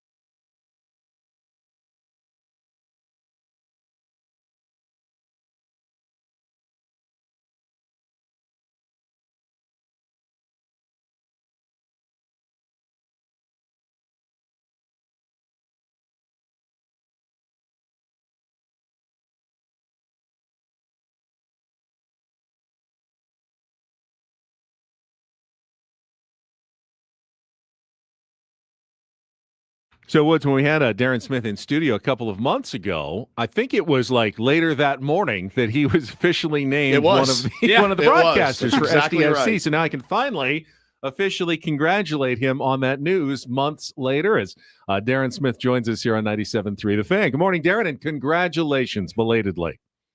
Well, thank you. I did my best to drop a couple of hints in that conversation. So, yeah, I put that out there for people to sort of suspect that I was going to be involved in some capacity. But I can also give you the traffic report on Imperial Beach Boulevard right now. There's one guy jogging east to west towards the Pacific Ocean. And if I stand here long enough, I guarantee that Will Holder will stroll by. Oh, yeah. Our beloved Will. Yeah. He's been fairly calm after the 15-4 start for the Padres right now. But, you know, if we hit a rough patch. If you don't know Will is a diehard Padres fan, and he doesn't ride the wave very well. He gets a little bit worked up about it, but what a great human being he is. D. Smith, first of all, how's it been for you, man, calling these games? I know you did a lot of stuff with Loyal when they were here, but this is different. This is a different level. How's it been? Yeah, it's been a lot. Just because everybody, I think, understands and knows that I like the sport, but I'd be lying if I said I knew a ton about Major League Soccer, So this is each and every week been a total crash course in who it is that SDFC is playing, whether it's been Galaxy or LAFC. There's been surface level knowledge for me about some of these teams, but, I like literally, my wife makes fun of me because I sit here and I have the pronunciation guides, and they have these audible pronunciation guides for all these players now. So I literally just sit in a room playing this audio, and she comes in the room and I'm playing these, and there's a lot of European names and Scandinavian names. So, it's just been a lot of learning about the players, about the rosters. It's been incredibly rewarding to see something growing from the ground up. I think that the way they built the team here locally, Mike Ivaris is just like he fits in so well with the landscape of San Diego to me, and to learn some of, how their players operate and who they are and that sort of thing. It's been really cool. Like, it's just been great to be around it, see something building from the ground up. But yeah, I mean, it's been a lot of work, getting prepared for these broadcasts, like I said, I feel like I'm back in college and I'm just cramming for all these tests week in, week out, because, what did I really know about Charlotte Football Club before I started looking at them like literally Tuesday of this week? So, I think the best thing is that it's been embraced by the community. I love the fact that you guys are talking about it, and, that you guys feel like you're invested in it. And, Woodsy, you and I talked a little bit about it, about how you and your kids are watching some of these games. So, I think it's just been a really cool thing. I think it fits in really well with the ecosystem of San Diego sports. You need to settle a debate for me and Mrs. Woods that we had 2 days ago. I was in the shower. Not a great sight. Nice. Not a great sight for anyone. But she came up to the window. We have a glass shower. Frosted or completely clear? Completely clear, Okay. but the steam, it was all steamy. Okay. And she's like tapping on the window. I was like, yes. It's 4 a.m. Like, yeah. I want to take the kids to SDFC game. I said, I do too. I would love to. And she said, so I found a date. It's at 1:30 in the afternoon. It's one of the few day games. And I looked at her and I go, no. And she goes, why? I go, well, I want to see the blue orb and the pomp and circumstance at night. And I want to see I want to be there at night. She goes, it's 7:30. There'll be they'll want to go to bed. I go, it's a weekend. We can do this. And we really didn't have it out, but we had this kind of debate going on. I go, you know what? I'm just going to ask Darren when we have him on Friday, our new weekly guest, day game, night game. I think the answer's clear. I don't think, have you had a day game yet? You don't even know.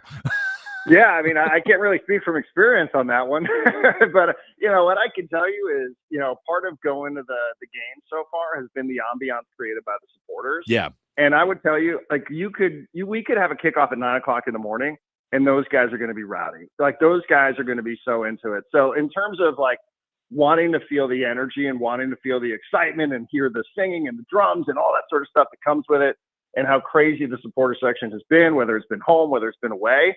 That's not going to matter. I mean, I can't speak from experience other than LA Galaxy, right? But those dudes are going to be into it no matter what time of the day, no matter where this team is playing. They're going to be all about it. But I really enjoy the night. I like when they turn the lights out at Snapdragon Stadium and that place just gets illuminated by the 30,000 people there with their cell phones, right? I think that looks, I've seen it each time, and it still gets the hairs on the back of your neck raised when you're in it and you feel it. So I'm not going to pick a side here. You have to. Only because I just will tell you, I think I'm not. Not my first week. I'm not going to send you guys off to couple count. But well, we already go, so it's fine. We go every other Thursday, so it's fine. Yeah, it's no big deal. Yeah, I think you're probably both right. But I do think there's something special about it at night. And I think part of what they've created there is also the pregame festivities. It's what's going on in the parking lot. And I know you think as parents, well, maybe that's not for us, and we have kids. There's plenty of kids that run around and do all that sort of stuff. So they really are creating not just an atmosphere for a bunch of rowdy people, who are enjoying themselves and drinking.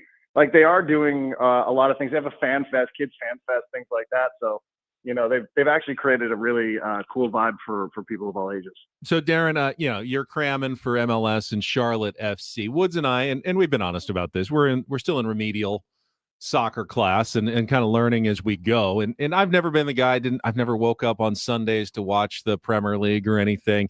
Really, my extent of soccer has been watching U.S. national team matches, World Cup and qualifiers. And, I watched a lot of those. And now I start watching SDFC and I go, wait, this is not the kind of soccer I'm used to watching.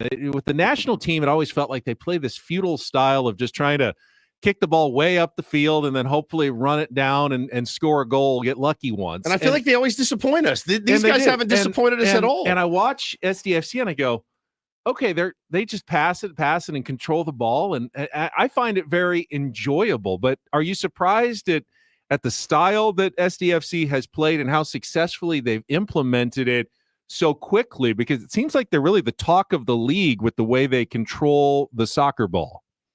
Yeah, I think you're right. And, I think it's, Mikey Varas gets asked the same question essentially every week, oh, you're playing this team. Are you going to tweak your style?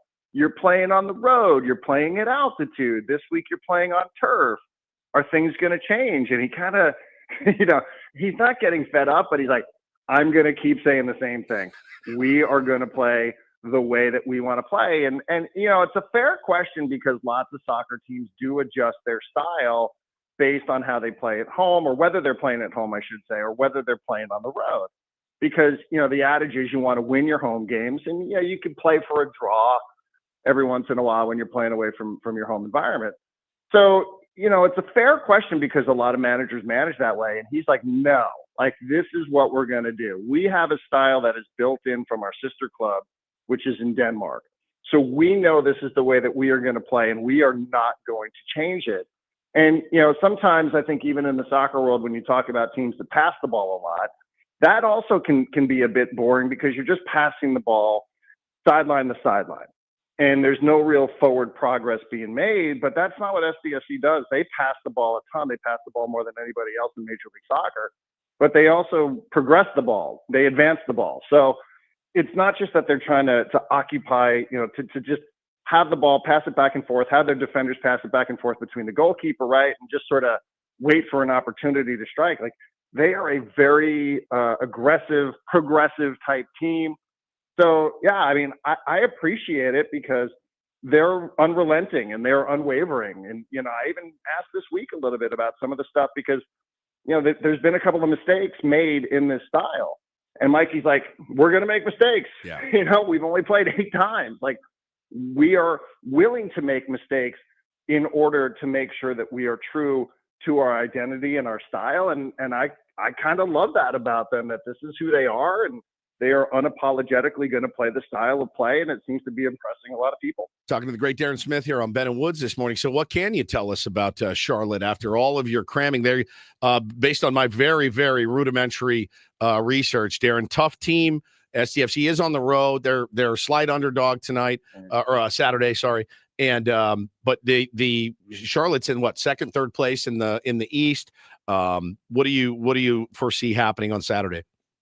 Yeah, I think it's the toughest game of the year. And obviously some of that is hindsight, right? Because even going up to LA, you're like, oh man, it's the defending MLS champs. But I think I remember, being in with you guys and feeling like Galaxy was kind of ripe for the picking just because they had made a bunch of changes and their whole week was about celebrating.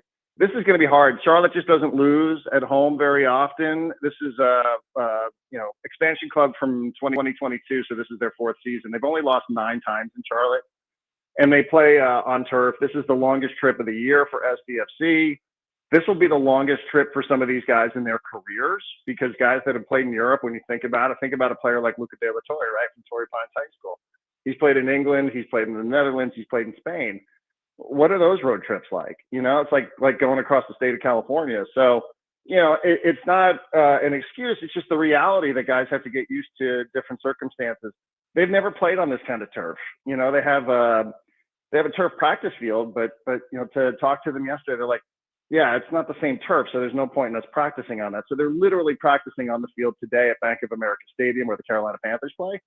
But Carolina just doesn't lose at home. They're 4-0 this year. They have the best goal differential at home, and historically, it's just been a really, really tough place to play because of the circumstances. But it doesn't change anything for SDFC. They've really good individual players, and I think that the 2 wingers and Lozano and Dreyer might be able to find a little bit of success. So I would think it's going to be some goals here. It's a hard game. It's a really, really hard game to go ahead and win. But, we've been surprised by this team before. So, why not? Last soccer question for me, Darren. How much have you reset your expectations from game 1 to game 8 now? I mean, you have to, based on what you've seen, but where were they when the season started? Where are they now? I think, I mean, there's part of me that says mathematically, that they are, they're still capable of breaking the all-time MLS expansion record for wins in a season. Which is what? But that is 17 by St. Louis a couple of years ago. So that they have 4 wins right now, I think holds up mathematically, although that's not my strong suit. But, is that realistic based on what you're going to have to do all summer long, that you're only 8 out of 34 into this, and you also have this other tournament, Leagues Cup, coming up in the middle of the summer, and injuries, right? Like, we talk about this in the context of the Padres. Is 15-3 sustainable? Probably not, but, you allow your mind to think along those lines, and I think that they don't mind that sort of stuff. I think the thing is, like, they have expectations there. Like you hear a lot of commentary about SDFC, and the commentary is always with the caveat, oh, they're really good for an expansion team. Right. Or they're having a lot of success. Like, they have a style for an expansion team. And I don't think they built a team just to be good to compare themselves to other expansion teams. I think what they did is they have a design here that they want to be good in the league. And so, I think that they think that they're a playoff team. I mean, are they a top 2 or 3 team in the Western Conference? I don't know.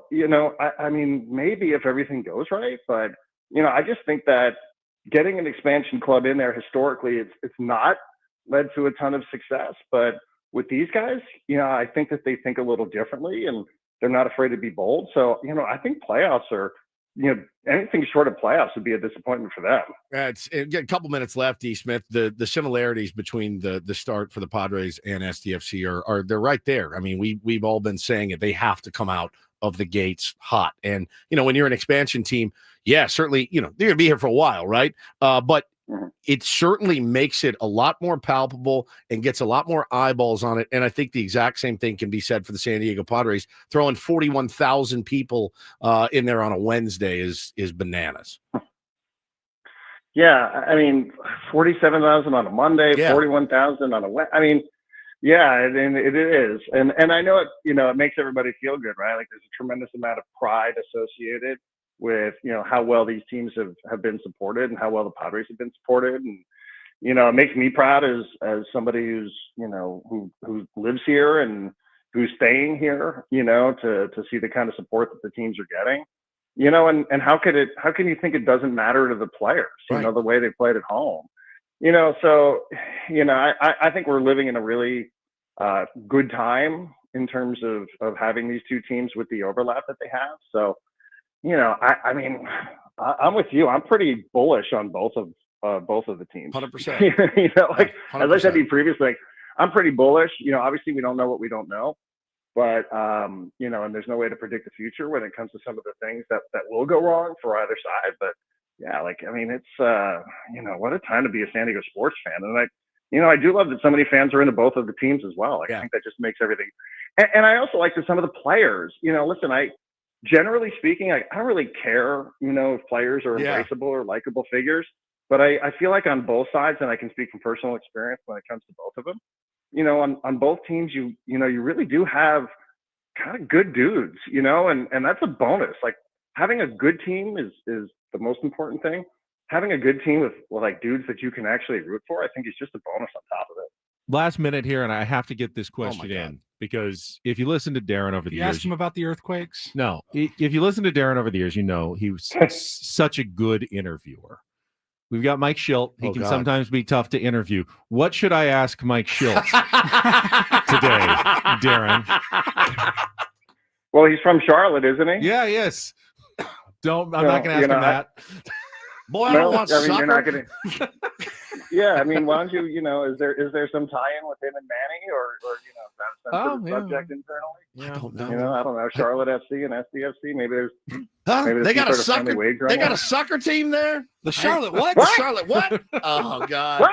What'd you say? You're going to ask me about the Coca-Cola 600? Yeah. All right, no help from Darren, right? No. I don't know. I mean, what can you? What do you say? They're 15-4. Keep up the good work. It's not that easy, it's people. Not that easy. Darren Smith's having trouble with this one. Yeah, I don't know. I mean, I'm remembering my early career, right? And Ben, you probably had the same conversation with Axler, where he's like, "Man, these teams are too good. Around here." So good. Yeah. It's always our problem in San Diego. Our teams are just way too good all the time, Darren. All right, well, thank you, buddy. I'm on an island here. We got to go, but Darren, we'll talk to you again next Friday. I love this. Hey, thank you guys. And Woodsy, congratulations. I never would have gone to indoor lacrosse if it wasn't for you. Thank you, man. Excited. Thanks so much. Darren Smith, our new weekly guest, talking soccer and more. And you know what? I do think a rising tide. I know sports teams sometimes think they're competing with each other, but I think the Padres with more people actually brings more people to soccer, brings more people. Seals are expecting sellout or close to it tonight. Yep. I mean, good sports, I think, lifts everybody in town. No doubt. Together. We'll reset everything. We got 2 hours to go here on a Friday. Don't go anywhere. We still have Mike Shildt coming up on San Diego's #1 sports station, 97.3 The Fan.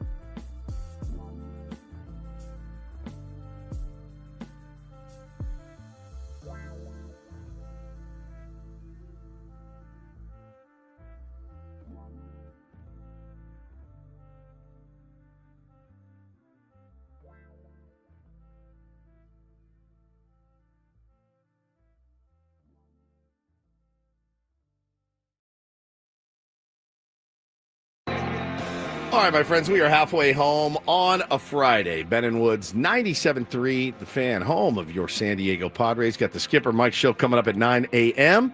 Looking forward to talking to Shilty. He's out in Houston right now. Seen a lot of Tier 1s have made the trip out there, out to Houston as well.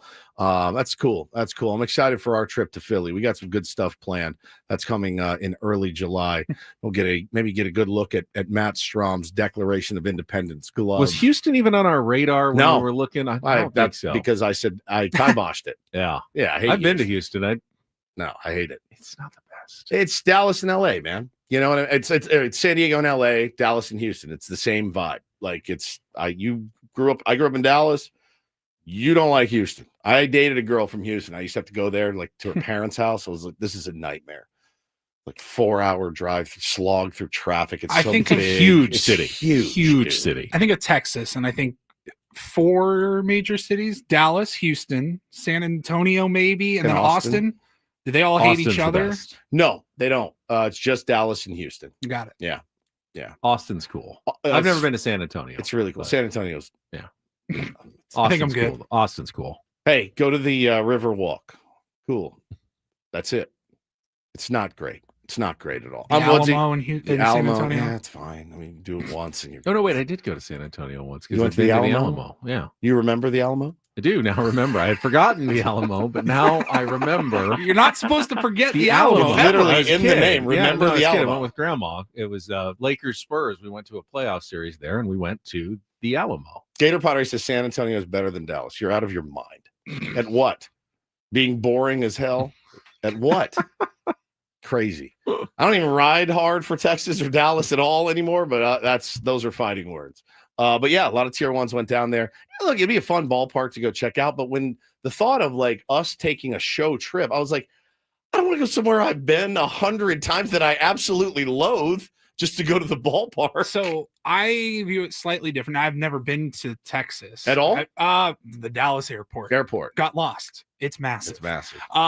When we were planning our show trip, it's kind of a delicate balance of what's a fun city to go to, correct, and the ballpark and a good ballpark and all that atmosphere, because there are plenty of stadiums that I really want to see, correct, but it would have to be like a work thing. Like I would love to go to PNC Park. Yeah. I don't know that I ever see myself vacationing in Pittsburgh. Nobody's ever I've heard Milwaukee in Pittsburgh. is amazing, and it is cool. Miller Field. We would like that. I don't know that I could convince the wife to go on a anniversary vacation to Milwaukee. That could be like a show trip. But the Sausage King over here to my left, him in Milwaukee, Abe Froman, he would be Ben Froman. Nobody loves sausage as much as you do. You lose your mind in Milwaukee. I think so. Like we would find him with like sausages hanging out of his pockets. I'm like, man, I'm saving it for later. We'll go back to the room. Links all together, just throw them over your shoulder. Yeah, walking around with links around you. Around like a sash. It's like Mardi Gras beads. Ben's just got he's shirtless. Ben, take your shirt off for sausage. Treat yourself a round of sausage. You can do that in Milwaukee. You would love Milwaukee. Oh my God. I think so. It's fun. Yeah. It's a fun, cool city. There's also, if you go the right time of year, you don't know this, phenomenal golf in Wisconsin. I believe it. Phenomenal golf. I believe it.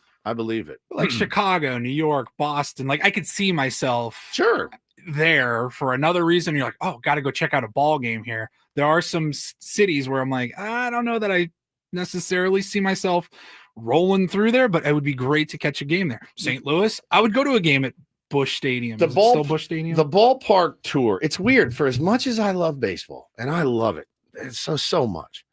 For as much as I love baseball, if I'm on my deathbed, and they're like, dang, Woodsy, you only made it to 7 ballparks. I'll be like, all right. I mean, it will not end me. You know what I mean? Like, it's not. I think about like my dad, who will be 70 in a couple of weeks. And I know that he still has like 9 things he wants to do. And it bothers me that he doesn't just go out and do them. Like he loves golf more than anybody I know, including yourself, Ben. And he's never played in Scotland. If I had money, that trip would have already been done. But he has money. So it's go to do the trip, right? these bucket list things, like you only get one shot at this. Once I go to England and get to go to Liverpool in July, like I'm pretty good. Like that can be it for me. And I will have done mostly everything that I've wanted to, literally mostly everything I've wanted to do. The ballpark list is so far down. I'm now to see myself. We got to get out to a Rays game. I just got to. I got to get down to a Rays game. You know, it's never been the thing that I have to do. It's funny that you mentioned that because, you know, I've never been to Scotland either. Right. And it's not that I don't want to go, but it's not a bucket list item for me. You know, I watch the golf over there, and I'd rather go to Ireland, I think, if I was going to go over there and play golf. Same general idea. But I have decided I need to be better about crossing some of the things off that I really want to do. Yeah. And I haven't even told you guys this yet, but I did book for next May, going to Bandon Dunes finally. Nice. Yes. In Oregon, which is kind of the Scotland of America. So yeah, my buddy Scott and I finally we booked it. Sir. We got the dates. Maddie Janella helped facilitate a really good itinerary for us. So yeah, you're gonna miss me for awesome. You're gonna miss me for 3 or 4 days, but I finally decided. Thanks for the invite, by the way. I gotta get it thanks done. for the invite. That's cool. We would hate it. Paulie. I knew you. I got some no friends. interest. They drive down annual trip. 36 a Seattle. day. There's nothing to do other than golf. Yeah. 36 a day. I would play 12 a day and call it a day, and There's then no go carts. sit in a room. No carts at Oh, all. pass. You're walking the whole time. Pass. I figured I'm not gonna even ask. Smart. Yeah, I didn't invite you guys to go to England with me because I would have passed. You don't want to go see where Ian Curtis hung himself. You know what I mean? Exactly. Like that to me is like a pilgrimage. So, this is where Morrissey went to elementary school. Ben's like, I don't care. I do not care.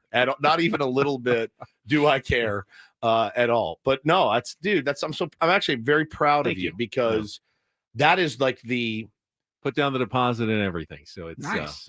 It's actually happening. That's like the American man's England, Scotland, Ireland, you know, and I have friends that go, they're golf junkies, and they wanted to plan a trip. We actually talked about it when we were all really into golf. And the more I thought about it, I said, it's just not for me. 36 a day, really challenging courses and desolate. I just said, I don't love golf that much. Now, like for me, if I was as good as Ben I'd go. No brainer. Right. But like I'm going back to Arizona to play in the World Series this year with my adult baseball team. That was always such a blast. You may go, the thought of playing 2 games a day for 5 days makes me sick, right? But that's getting to play on those fields. Like that's my Bandon Dunes. So I'm really happy for you. You're gonna miss me a few days in October too. Got in the chats talking about baseball stadiums still and all the other ones. Did you guys ever consider trying to check off every baseball stadium? When I was in college, there was a time. My buddy Cameron and I, he was like a student teacher at the time, so he had summers off, and I was just still going through school, working part-time and all that, and we had mapped out in our living room like what the trip would look like, how to do it in a car, especially. It's damn near impossible. It's damn near impossible. Not only do you have to logistically try to figure out the drive, the schedules have to line up. Schedules got to be You're perfect. like, all right, we're in the Midwest for 3 days. St. Louis cannot be on a 10-day road trip or something, right, or we're screwed. These days, there's probably an app Probably that you could say plot it from here. When you're driving, you got to think of like the continental United States. You can get the East Coast pretty easily. You can get the West Coast. You can go across the South, Texas, and Florida. The problem, Colorado is just by itself. Yep. And then the next closest, you got to drive from Colorado to Seattle. Yeah, was like 30 hours, and then from Seattle, 12 hours down to the Bay. It's a nightmare. I think the problem with that is that you are working really, really hard to go to some really mediocre parks. And I'll throw in St. Louis. I've been to Old Bush. I've been to New Bush. Which did you prefer? Did you like Bush? But if you had to pick Old Bush or New Bush, I'll go with New Bush. I think everybody probably prefers New Bush to Old Bush. I would not say it's like something needs to be on your bucket list. I mean, can you imagine going out of your way to go to the Great American Ballpark in Cincinnati? Mike Shildt is going to slit your throat. Play that back for him when he comes on. Not that great. Petco Park is so far and away better than almost every other ballpark now. Why would you go to Petco Park more than trying to see all the other ballparks? I know. America? I don't even go to Petco Park enough. I've just realized now that's a problem. You should go to Petco Park more. It's right here. I get it. I love being at home. I like watching the games. We're so spoiled with Mud and Don on TV and Jesse and Tony. It's like, yeah, man. I mean, I love going to Petco, but I love to sit at home and watch those games more than anything on the planet with my kids, being able to talk about the game in real time with my wife and kids. It is my greatest love. Bro, Sunday night when I was getting ready for Monday's show and going over the 3 games from the weekend, I had to like do a full crash course on Saturday's game. I knew they won, but we were there. That was the night we were in the suite down the left field line.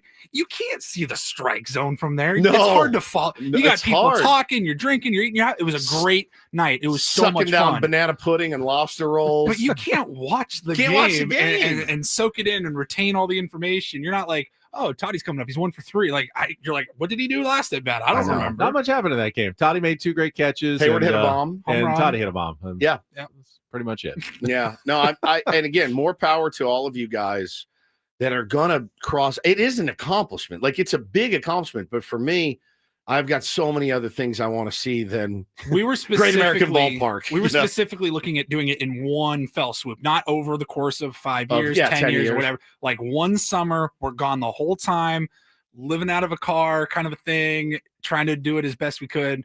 Who do we know in what cities? There was no way with the scheduling. Honestly, once we started lining up schedules for the teams, you're like, they go on a 13-game road trip in August. We're screwed. I'm not doing it. I'll tell you what, I'm not doing it at 50 plus. You know what I mean? Like at 18, 19, 20, 21-year-old Woods, maybe. But 50 like plus 22. Woods, pass. There's no way. Drive and raw dog it the entire way across the country. All right, what do you think about this? Ryan just makes a really good point. You guys didn't think about trying to hit PNC and Philly in the same trip at least. We didn't.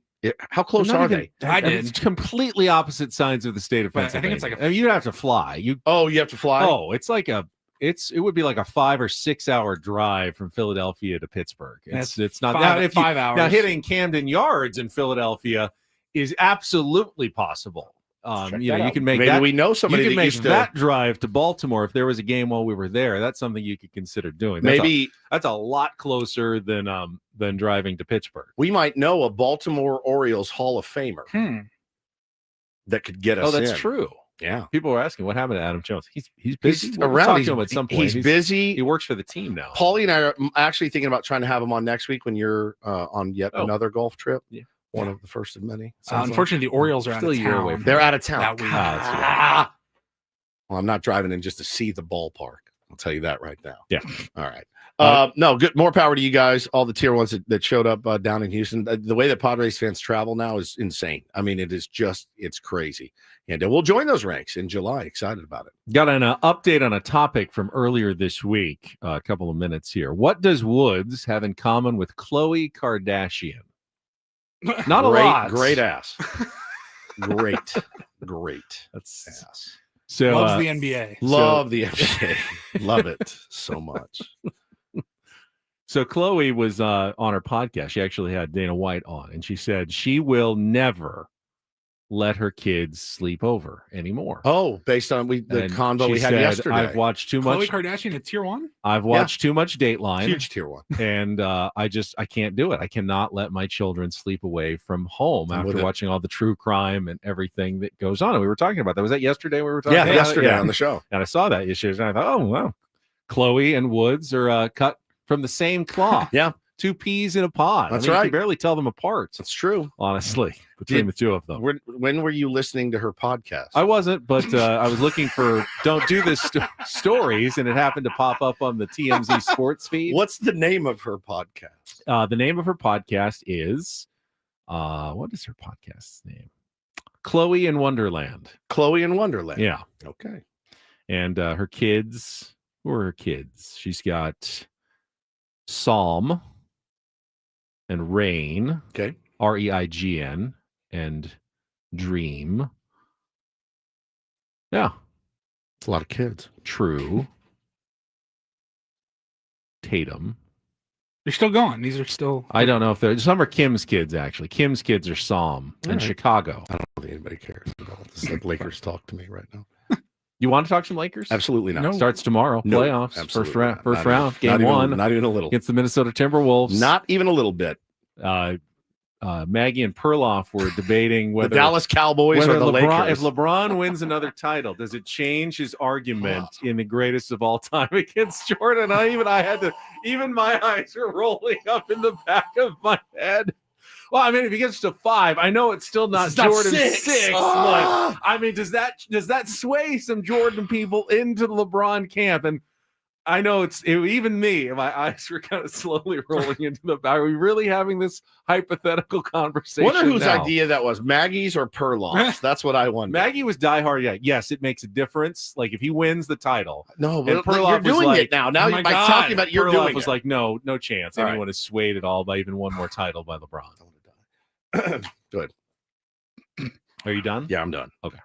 We need a contestant for Take on Woods. Oh, yeah. It's coming up in our next segment. If you'd like a chance to qualify for our getaway to Las Vegas, concert tickets while you're there, $150 gift card. It's not easy, but you can try to take down Woodsy in our 5-question musical trivia challenge. Call now.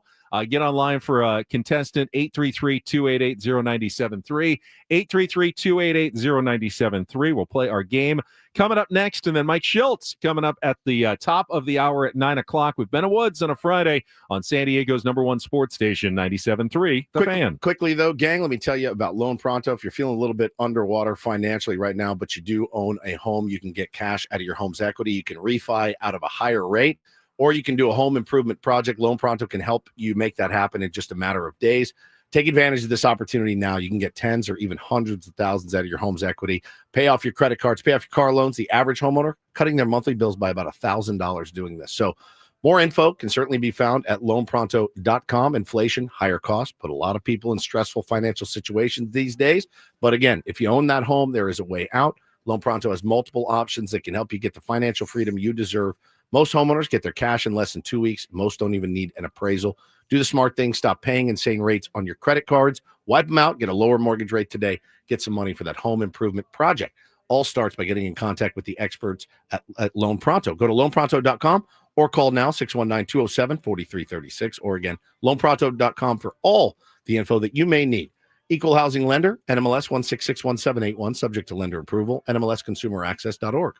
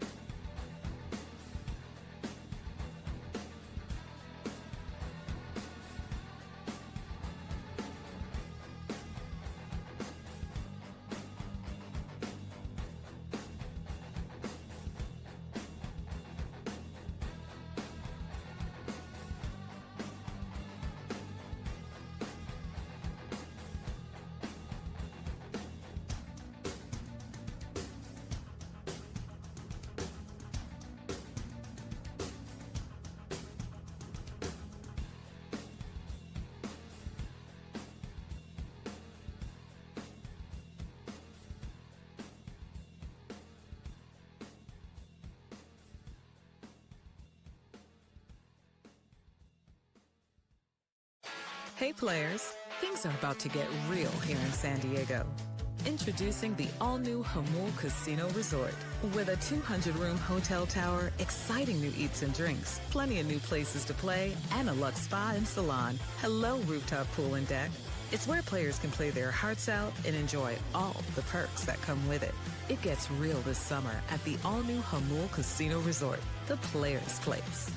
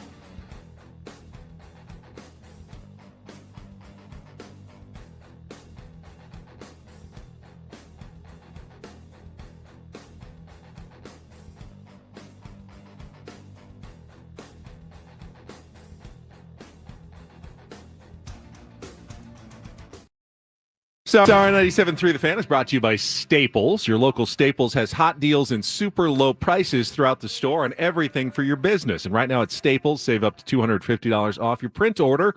Exclusions apply. Visit staples.com/print for details. Ends June 14th. Plus, save even more at the Easy Rewards program at Staples. Nothing easy about Take On Woods. But if you do succeed in beating or tying Woods, pretty good grand prize on the line, trip to Las Vegas, and more. I see John on the line, so let's get to it. Let's play a little Take On Woods.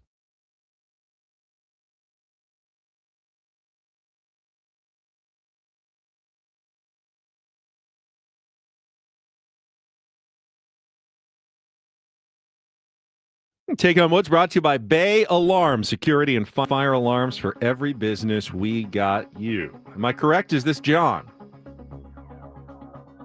Hello? Hello.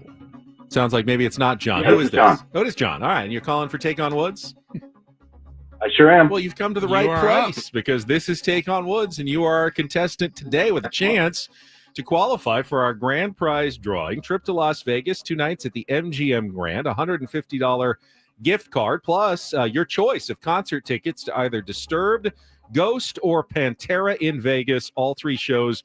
Tickets available now at Ticketmaster.com. And to give you a little advantage, I'm going to let you pick our category today. Here are your choices. A Call to Arms. 5 song titles and artists that include the word arms. Duets, old and new-ish. It's a 2-second song category. All duets. We had a duet category earlier this week. And Smokestack, 5 song titles and artists with the word smoke somewhere in their name. So, John, A Call to Arms, duets old and new-ish, and Smokestack. Well, let's go with A Call to Arms. A Call to Arms. All right, you got 5 questions. They're all song titles and artists that include the word arms, A-R-M-S, somewhere in the name. You'll go first. Woods will go second. We'll compare scores. Again, if you beat or tie him, we will put you into the grand prize drawing. First question is our 2-second song. Paulie, going to play a song with either arms in the title or in the artist. You need to give me the title and artist to score that point. Go on from there. If you don't know an answer, you can always pass. We'll come back to it if there's time left on the clock. John, are you ready to play? Yes. All right, let's put 60 seconds on the clock. John, your time begins when Paul plays the music. The category, A Call to Arms. Good luck. Let's Take On Woods.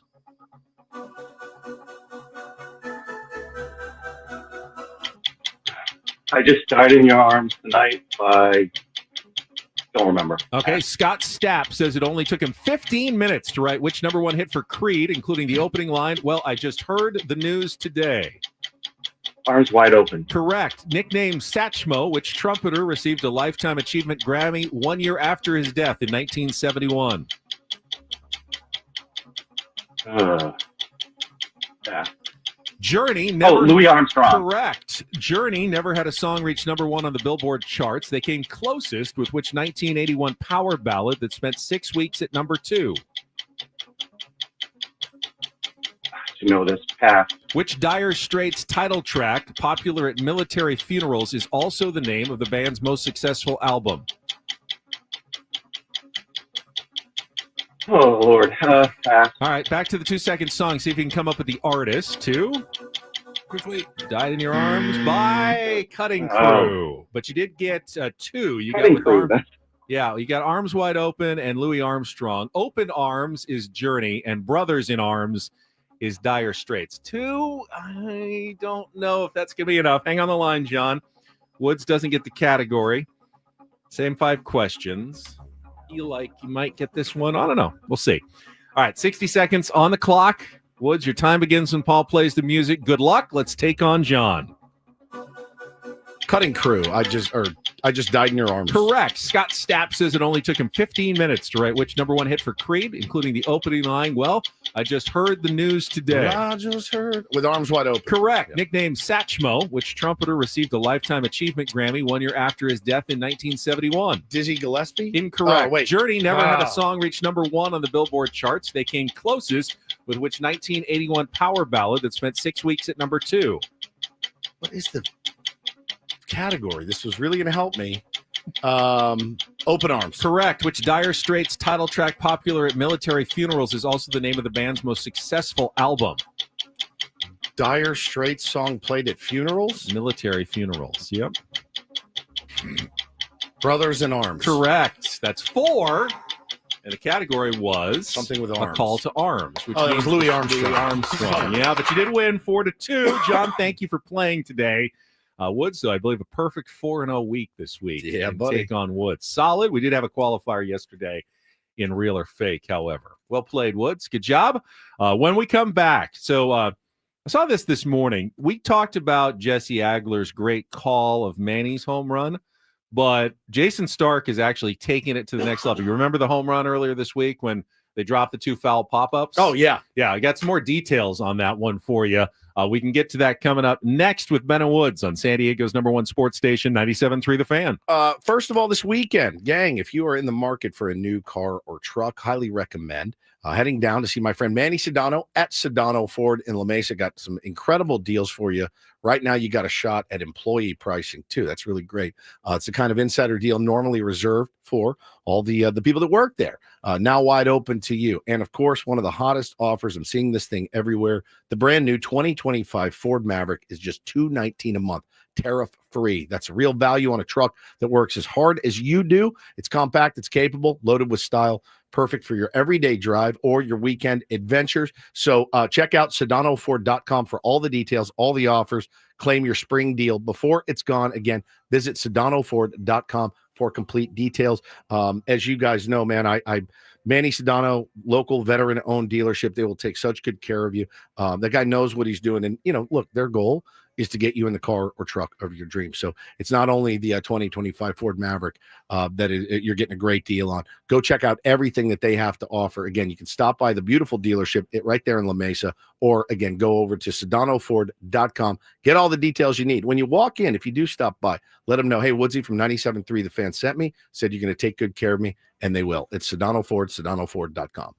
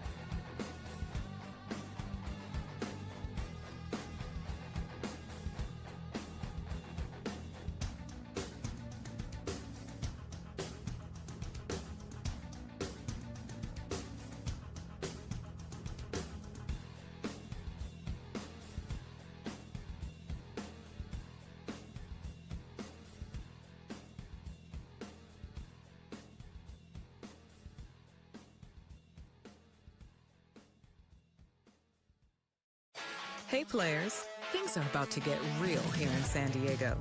Introducing the all-new Hamul Casino Resort. With a 200-room hotel tower, exciting new eats and drinks, plenty of new places to play, and a luxe spa and salon. Hello, rooftop pool and deck. It's where players can play their hearts out and enjoy all the perks that come with it. It gets real this summer at the all-new Hamul Casino Resort, the players' place.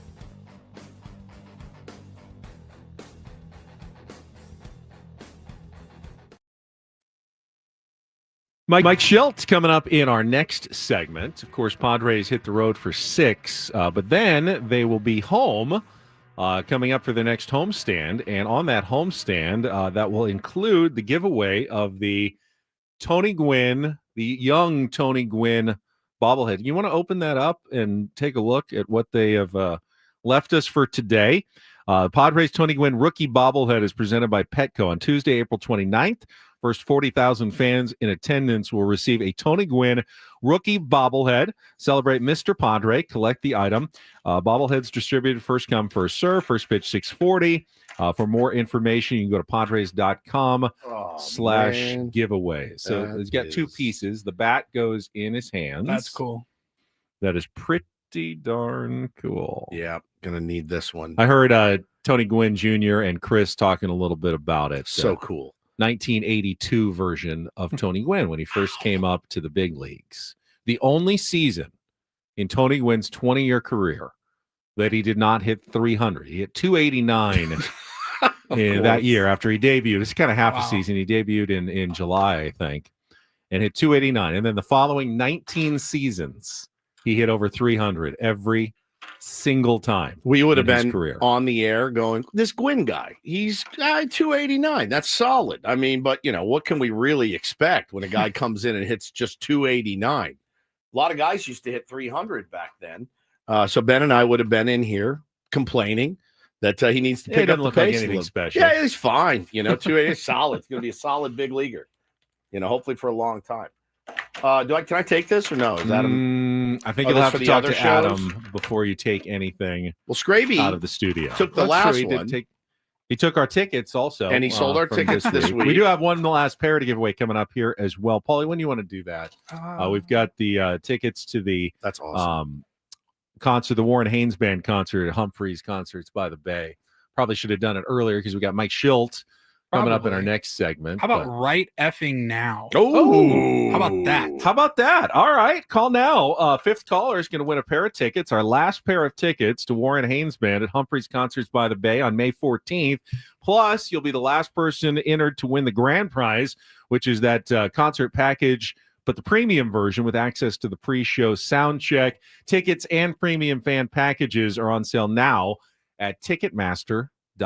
So I know this is Warren Haynes' time right now, but we also have a massive giveaway for next week that I was just informed about just now the other day. Yeah, we've got tickets all next week to go see Elton John at Petco Park. Ooh, mama! You've got tickets for that already. I'm not going. My wife's going. She is. Yeah. Ben's only there Monday, Tuesday next week, so you and I get to have some fun. That's a big prize. Maybe at his expense. Maybe Ben's, not Elton's. We love Elton. We love you, but you know what I'm saying. Right. You don't care. You'll be playing golf. Right. Benny. Yeah. Maybe that could be the sounder. That could be a good sounder for Elton John. We And could then do isn't better. it a benefit, like a concert or benefit concert tour that he's doing? Yeah. For cancer research. Oh, that's amazing. Which is a good cause as well. Yeah, my So wife's going with her girlfriends to go see Elton. feel good about that. All right. Phones are ringing, so we'll let Paulie answer while we check traffic. And then Jesse Agler's moment in the sun from this week. We'll get to that coming up next year on 97.3 The Fan. From the 855 Get Ross Traffic Center, protecting San Diego after accidents or injury, here's Kelly Danick. Traffic is brought to you by Eliminate Termite, the orange oil experts. Got a few things here. Crash the clearing stage, north 805 before Claremont Mesa Boulevard. It's over to the right shoulder. Stalled vehicle on the transition ramp, northbound 5 to the northbound 15. And tow truck is helping to clear a solo vehicle accident, north 125 before Hamashon. Have termites? Eliminate Termite inspects, treats, and repairs termite damage, all with a full structural warranty. Their orange oil treatment is safe for people, pets, and the planet. No tent, no move out. Protect your home naturally. Schedule a free inspection at eliminatetermite.com. I'm Kelly Danick with Ben & Wood, San Diego's #1 sports station, 97.3 The Fan. So you remember the moment on Tuesday night at Petco Park when Manny Machado was up and hit two foul pop-ups that were both dropped. Cal Tucker dropped the first one, and then Workman dropped the second one. I thought Tucker's was more egregious. I really did. Bit. He had two hands on it. He still dropped it. It was like, how did he drop that? He's a really good defender, too. So we played earlier in the week. Jesse had a terrific call of it, and like, oh, it's baseball. It's the wildest sport. It's predictable, but unpredictable. So Jason Stark in his weekly athletic column, his the wild and wacky from the world of baseball, got a hold of this as well. And he really fascinated by Jesse, because Jesse's unafraid. If you listen to Padres games here on 97.3 The Fan, he's unafraid to occasionally throw out a prediction or two. Remember last year, like, hey, a triple play here would be really nice. Yes, and it absolutely happened. And I remember what do you even think of that at that moment? I said, who even thinks that the triple play is possible? And Jesse actually said it on the air before Manny turned that triple play that beat the Dodgers and clinched the playoffs. So when we played the highlight, we didn't actually play the lead up to the highlight where Jesse said, and this was the quote that Jason Stark wrote in his column. So two drop foul pops. And Jesse says, if you've watched enough baseball in your life, you have a sense deep down in your gut about what's going to happen. Wow. And then the next pitch, this is what happened. Now the pitch.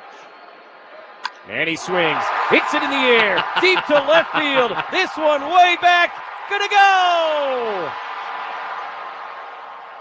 The most predictable yet unpredictable game in the world.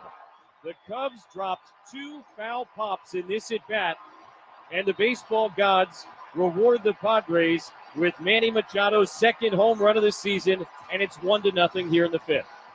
So, Jason actually talked to Jesse for his Weird and Wild column, and Jesse said, I think it's fun to throw some stuff out there. Because Jason pointed out, when you try to predict something in baseball, no chance, you'll be man. wrong 99 times out of 100, if not more. It's a very hard game to predict. But Jesse actually very good at it. So Jason wanted to say, well, how hard it is to predict a home run after two foul pops drop. So he went to Stats Inc.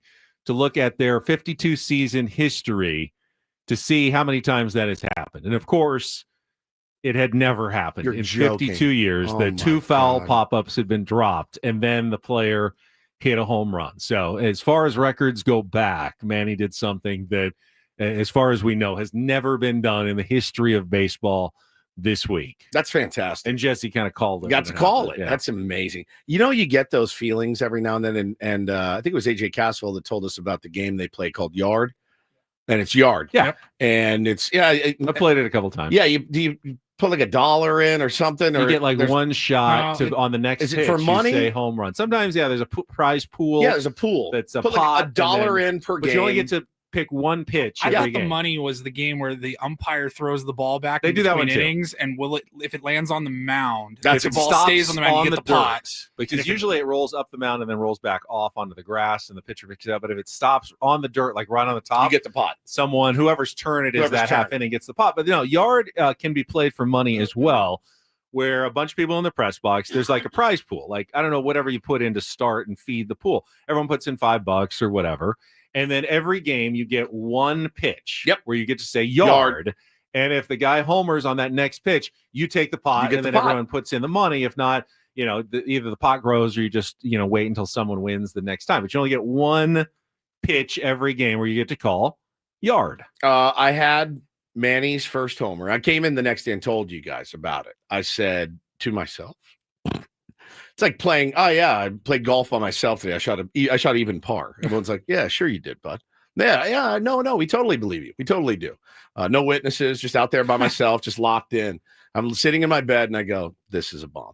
Boom. And I was like, why didn't you tweet it? You absolute buffoon. Why? I would look like a genius. Here, I went back and pulled Jesse's prediction and everything. All I did was just shorten up the little breaks where it was just crowd noise. Right. Boy, if you've watched enough baseball in your life, you have a sense deep down in your gut about what's going to happen here. Second straight night, we've seen Manny put together a big at-bat like this through the 11-pitch walk in the 6th inning last night. Now about to see pitch 9 from Imanaga. 2-2 again. The lefty is set and ready. Now the pitch. Manny swings. Boom. Hits it in the air. Deep to left field. This one way back. Gonna go. So good. Pretty good. You can hear the delight, though. Jesse being right? Oh, my God. Calling out like feeling.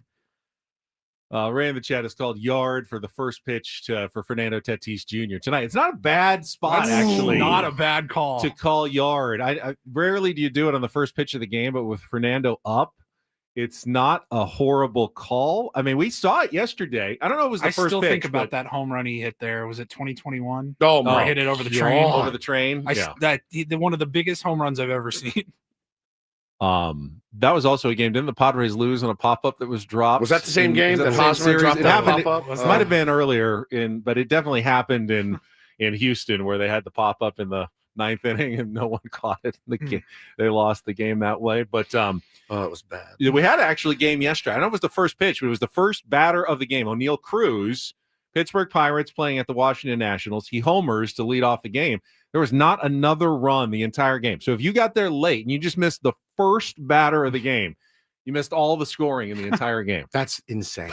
Just 9 innings. They look back at Pirates history, and this is 125 years, and go, we can only find one other game where that happened, where the first batter hit a home run. There was no other scoring in the entire game, but that happened yesterday. So maybe Tatis does it tonight. Then Kyle, you got your run. Make it stand up the rest of the day. That's it. Matt says the Toddy home run came after a drop in foul territory. It did. That's right. That's right. Speaking of, it's in that very same vein. Making them pay is a good feeling. If they boot one and you get new life, and you make them pay, it's pretty. I wonder sick. if Jesse was kind of thinking about it in the back of his head when Manny did it. I feel like I've seen this script play out before with the San Diego Padres. Yeah, April 7th, 2018 was the Haas walk-off. So I thought it was earlier. I've got this was May 28th, 2021 in Houston. Now Tatis. First pitch is hammered to left field. Forget about it. Up by the train tracks. So gone. And the game is tied in the 8th. Oh, it was so gone. Woo, mama. I'd like to see one of those big yackers tonight. Get first licks tonight. Haven't played much on the road this year, Benny. First licks. Yeah, man. Get to this kid early, right? Get to this kid early and then just figure it out. Kyle Hart, like you said, he's going to have a whole slew of righties to navigate tonight for the Houston Astros, other than Yordan Alvarez. But yeah, is Pena, is he a lefty too, or is he switched? He's a righty. Is he a righty? Yeah. But yeah, he's going to have a whole slew of right-handers that he's going to have to get through, and induces some soft contact and do what he did last game. Man, we will be right in this ball game. We talked with Geoff Blum early in the show. If you missed it, he gave us a little bit of the inside scoop on the Astros, including tonight's starting pitcher Ryan Gusto, who had the great story. He was supposed to make his first ever start on the last game of last season, and it got rained out. That's unbelievable, dude. Didn't ever get to do it. Did finally make his first start earlier this season when they had an injury in their starting rotation, and he's still in there. He said he's not going to line up the radar gun. Was that his debut or just his first start? I think it was just his first start. Oh, I think he had pitched before. I think he pitched in the bullpen. That would have been his first start. Because that would be potentially the most excruciating sports story, other than like getting a huge injury or something. Yeah, buddy, you're starting today. It's your big league debut, and the rain starts, and you're still there, and you're hoping that it breaks, and you're staying loose, and you're getting amped up, and it's your debut, and you're already nervous, and then you got to wait, and then you got to wait, and then they bang the game. And then you got to go home. So, tonight, 5:10, and then you got a couple, I believe 4 o'clock or 4:10 starts the next 2 days. Michael King against Hayden Wesneski tomorrow, and then Dylan Cease and Framber Valdez on Sunday Night Baseball, ESPN on Sunday night. And as Blum told us, Valdez is kind of like Cease, has kind of alternated good and bad starts, has been a little inconsistent. He's going to be a free agent at the end of the year, just like Dylan Cease is going to be. So they got some ready-made storylines for this series against the Houston Astros as the Padres hit the road. And then Padres in the minor leagues last night. Congratulations to Leodalis DeVries, who hit his very first high A home run. Really got a hold of one. Missile. Yanked it for Fort Worth. They had a good game last night. And we also saw Boston Bateman pitching for Lake Elsinore, looking really good. Padres' second pick of the draft last year had a really nice start. You have the numbers? I don't. I can find it, but he had like a no-hitter through 4 or something. I know he didn't allow any runs, struck out a bunch of guys, got a lot of swing and miss. Both him and Cash Mayfield, their first pick, have gotten off to good starts so far. 5 innings pitched, no earned runs, 7 Ks, 1 walk, 1 hit, 70 pitches. Looked great. Fastball had some juice, touched 98 miles an hour. All right, I'd say he's ready. Let's go. What are we waiting for? Holy smokes. But both of those guys are high schoolers, though. Yeah. So, it's going to be a while. We've got a while to wait before we see them. You're getting nervous. Shilt's coming up. Yeah, a little bit. Yeah, I can tell. Let's see. Elsewhere in baseball yesterday, speaking of home runs, Tyler Soderstrom still hot, hit his major league leading 9th of the season for the Athletics as they blanked the White Sox 8-0. Texas, the Rangers got a nice start from Kumar Rocker. 8 strikeouts, 3 earned runs in 7 innings. They swept the Angels with a 5-3 win. Mariners rallied. Randy Arozarena hit a game-tying 2-run home run in the 9th inning, and then followed that up with a 2-run double in the 10th as they beat the Cincinnati Reds 11-7.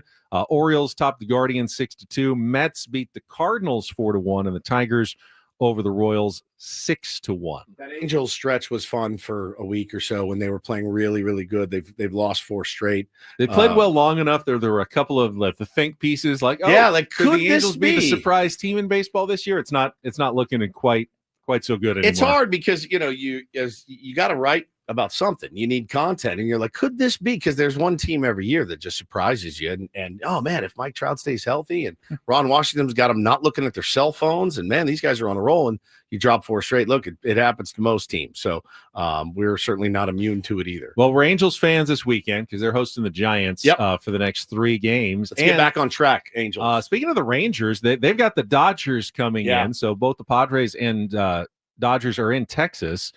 Good pitching matchups for the entire series. Yeah. Tonight's Yamamoto against DeGrom. Tomorrow is Sasaki against Eovaldi. And then Sunday is Glasnow against Tyler Mahle. Yeah. Who's off to a really good start as well. Really solid 3 games. Yeah, they've got 3 good pitching matchups. Good test, I think, for the Rangers. Did we all pick the Rangers this year? Was that the we kind of agreed on, or did someone pick the Mariners? Did you pick the Mariners? No. I think I did. I went with the Mariners. You might have gone with the Mariners. The And they're like 500. Yeah, they're Texas is looking like they're going to bounce back this year. Corey Seager homered yesterday. Ben and I picked the Rangers. You have them in second. Woods. You picked the Mariners down the division. That's right. But they're definitely looking like a good bounce back candidate. Bruce Bochy every other year. That's what they do. And they're off to a good start this season. Like your World Series prediction of the Atlanta Braves, Woods. At 5-13. My Orioles one hadn't been looking good. They won the last couple, at least to get to like 8-10. Yeah. But they were off to a really bad start as well. Yeah, they're not quite as bad as the Braves, but Braves are like second worst team in baseball right now. So yeah, I'm feeling pretty good about my baseball knowledge. All right, when we come back, we will head Shildt out to Houston, Texas, Hey, boy. and talk to the manager of the San Diego Padres, Mike Shildt, ahead of the 3-game series against the Astros. Don't go away, Padres fans. That is coming up next on a Friar Friday with Bennett Woods on San Diego's #1 sports station, 97.3 The Fan.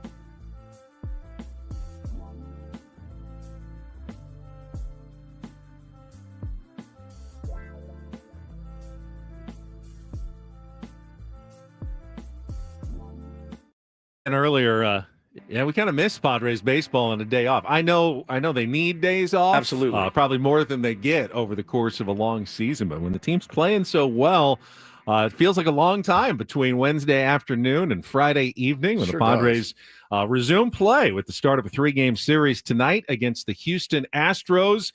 And it is time now for our manager's report with Mike Shildt, refreshed by Eco Water SoCal. Try alkaline water for just $9.95 a month. Eco Water SoCal, keeping it soft since 1925. And it's good to have Mike on from Houston, Texas. How was the travel day, and how you doing this morning? I'm doing just fine at the ballpark, getting ready for the series, and travel was easy and efficient. So one of those things we talked about, Shilty, I was lamenting the fact that, last night I actually had to watch a movie and not be able to watch the Padres. And, we understand how important the days off. When you guys are playing like you're playing, is it tough for you guys and the fellas to enjoy the day off, or you want to get right back to the ballpark? I think it's probably a combination. I mean, they're men, not machines, you know. So the guys have been working really hard, playing really well, giving everything they've got every day. I think everybody can appreciate, regardless of field, a day off occasionally. But we also, we like playing. We like being together, and we like competing together, and we enjoy our time together. So it's a combination. Well, I'm just going to ask the question right off the bat because we talked about it earlier, and you have some of your mantras like getting better as the game, the series, the season goes on.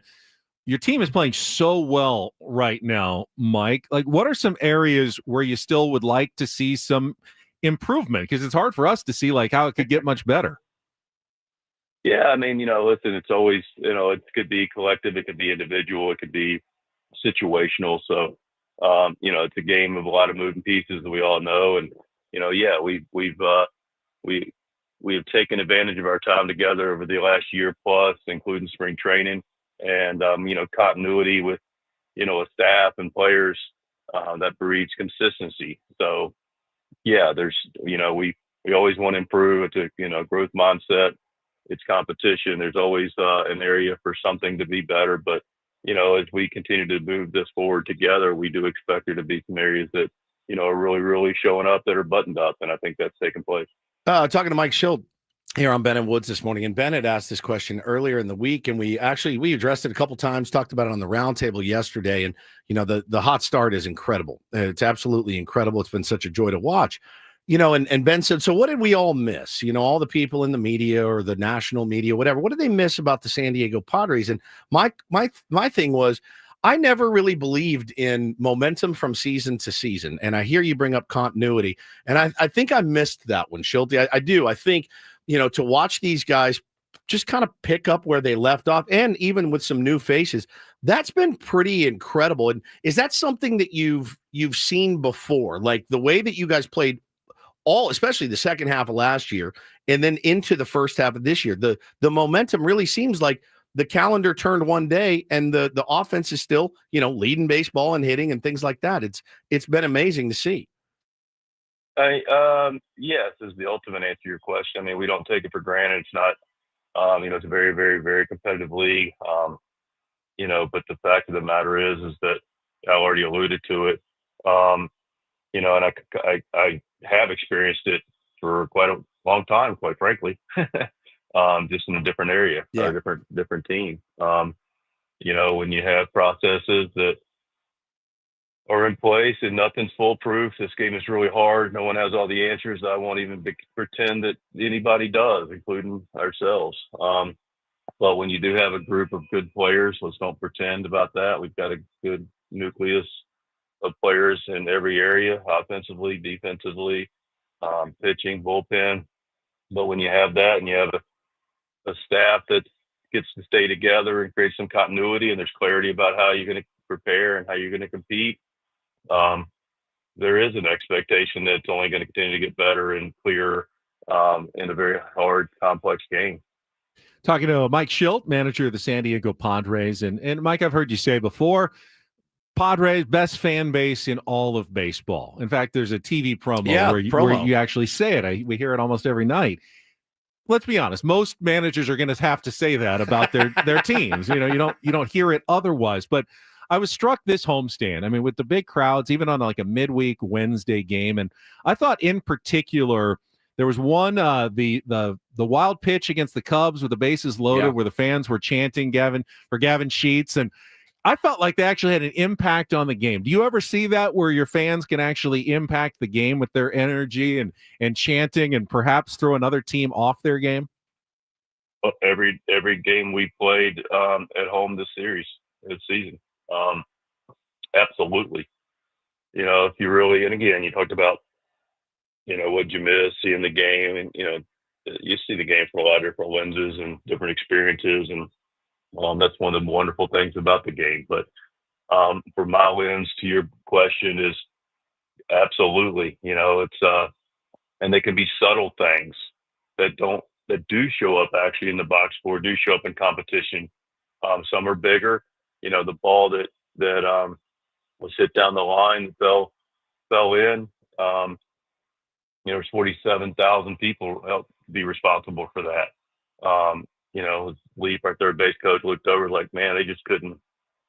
It took that one instance where they were thrown off of their focus, concentration, looking, and that's all it takes in this game. And so you mentioned wild pitches. I see pitchers. I see guys, you know, game speeding up on them. Guys dealing with a little bit more anxiety in a hostile environment that they're not used to, especially, you know, players that aren't as familiar with this league or that kind of environment, which is, you know, replicates, you know, what a playoff environment is. So absolutely, it's a competitive advantage, and we're very grateful for it. I have a strategy question for you, Shildt. It's Mike Shildt on with Ben and Woods this morning. So I was watching the play the other day, and I've been always curious about this. My whole life, I've never asked. The contact play with the runner on third base. So I'm assuming that's something that you put on. I never. It's not bad. I'm legit curious. I'm legitimately curious about when to put it on, when not to put it on. I have always, because you'll watch a game and it's the fourth inning and you're like, oh my God, he's got thrown out by 15 feet. And they're like, well, the contact play was on. You're like, all right, that makes sense. Is it like, how standard is it for you as the skipper to be like, all right, contact plays on it? Or is it just totally player dependent and all of that? And, you know, when it tipped off the glove, I went, I don't know if he could have made it or not. But for you, like, how do you know when to put that on? I mean, I know that's your job, but when do you know to put that on? How long do you have, man? I got we got like 20 minutes, all hour if you'd like. We love hearing you talk about this. It has always he does. Yeah. But it's always fascinated me. All right, give us the abridged version. The abridged, yeah. Well, I mean, clearly you wanted him to go. Okay. You did. Okay. I did not know. I was like, we sure. Because it tipped, I wonder if he stopped because he thought the pitcher may snare it. Perfect tip. It was just right a perfect at the defender. tip. Yeah. So that's okay. Interesting. No. I mean, I'll explain. In that particular situation, you've got Diaz up. We're down a run. It's the 10th inning. Yep. Iglesias is a good runner. Diaz is not. We can't run for him because he's hitting for Maldonado. Yep. So we can't run for the catcher. He's not a stolen base threat. I don't think. No, they did go first to third the other day. Looked pretty good. That first to third was done a really good job. That was twice. Inspiring. He's done it twice. So we got Toddy up, and no, they're probably not going to pitch to him. Okay. Yep. So if he gets thrown at the plate, we've got a guy at first base that we can't run for. That's not going to steal a bag. And they're not going to pitch to Toddy anyway. So we're going to have first and second. We can't steal first and second base with Diaz at second and Toddy at first. Right. And then so that brings Louis up to tie the game. So, you know, if they're going to pitch to Toddy, which they didn't, we could take a shot because he can hit an extra base hit, but an extra base hit's going to be really hard for Diaz to score. Yeah. So why don't we just keep him at third? Yeah. And we create a lot of more opportunities if they do pitch to Toddy on a guy that can really run and does get infield hits, a guy that in a high leverage situation that is in the dirt a little bit, can score on a pass ball. So that's the highlights of but it's absolutely case by case, and we can have a 5-minute discussion about every single scenario. That was fantastic. That was amazing. That was great. I mean, yeah, and if Arise singles with Diaz on second, they're going to be playing a little more shallow to make sure they cut off that run. Right. And man, he thinks about so many things. Well, and that's the thing is that I don't think the common man like myself sits there and thinks about all those things that you have to weigh in order to just put a contact play on, right? And just to know, all right, this is probably a great time to do that. And and the last part of the equation is it is first and third with Toddy because they're going to walk him. Yeah. And, when we went after the first pitch, which is his prerogative, and we trust him completely. But they're probably not throwing through with Iglesias to tie and run. Toddy steals the base. Rise gets a base hit. We win the game because we don't go in contact. Yeah. That's interesting. It's so fascinating to me. Thank you for explaining that because now I can. Well, in Little League, you just send them because nobody's making a throw, so it's really easy for Little Leaguers. It's like, no, they hit it and you go, buddy. Contact play always on in Little League, Shilty. Sound managerial advice. Yeah, I think so. I think a little bit about this. Yeah, just any managerial decision, I will support. I love it. Because you are going to know more than I'm going to know in that moment. That's fair. Yeah, so, I think it's great. I mean, I love that stuff. I'll always have the managers back. Thank you. This series against the Houston Astros, obviously interleague play, like 3 straight series, and I know you got advanced scouts and everything, but a little more, less familiar with the competition and stuff. What are you kind of looking at with the Astros? And they're kind of off to an up and down start this year, but just kind of what you're expecting this series. Expected more of the same. We're not as familiar with Houston, but we do have really, really good advanced scouting. The guys do a great job with that. We have one of the few clubs that have really good baseball guys that go out and watch teams and use their eyes, and they also use the information that's available now that's also beneficial, and we use the information as well and tendencies and different things along those lines. But we do our part being, our preparation work, our staff really, really dedicated to the prep work, ton of video and research. And then, day will be spent with a lot of meetings to collaborate it all and make sure we're bringing simple and actionable things to our players. And then we'll go play baseball and hopefully to compete and shake hands. Well, it sure has been fun to watch so far, Shilty. Obviously, best wishes for a great road trip. Just a quick, you'll get asked this and at the scrum later, I'm sure. But for our audience, how's Jackson Merrill doing? I was texting with a buddy yesterday. He goes, I pictured Jackson on the plane. I don't think he went though. Oh, did he not go? He stayed home, right? Did he stay home? He said, I pictured Jackson on the plane just wearing eye black, just ready to go for the game. And I know it's probably killing him not to be out there. And the guys have done a great job filling in for him, certainly. But I know he's itching to get back out there. How's he feeling?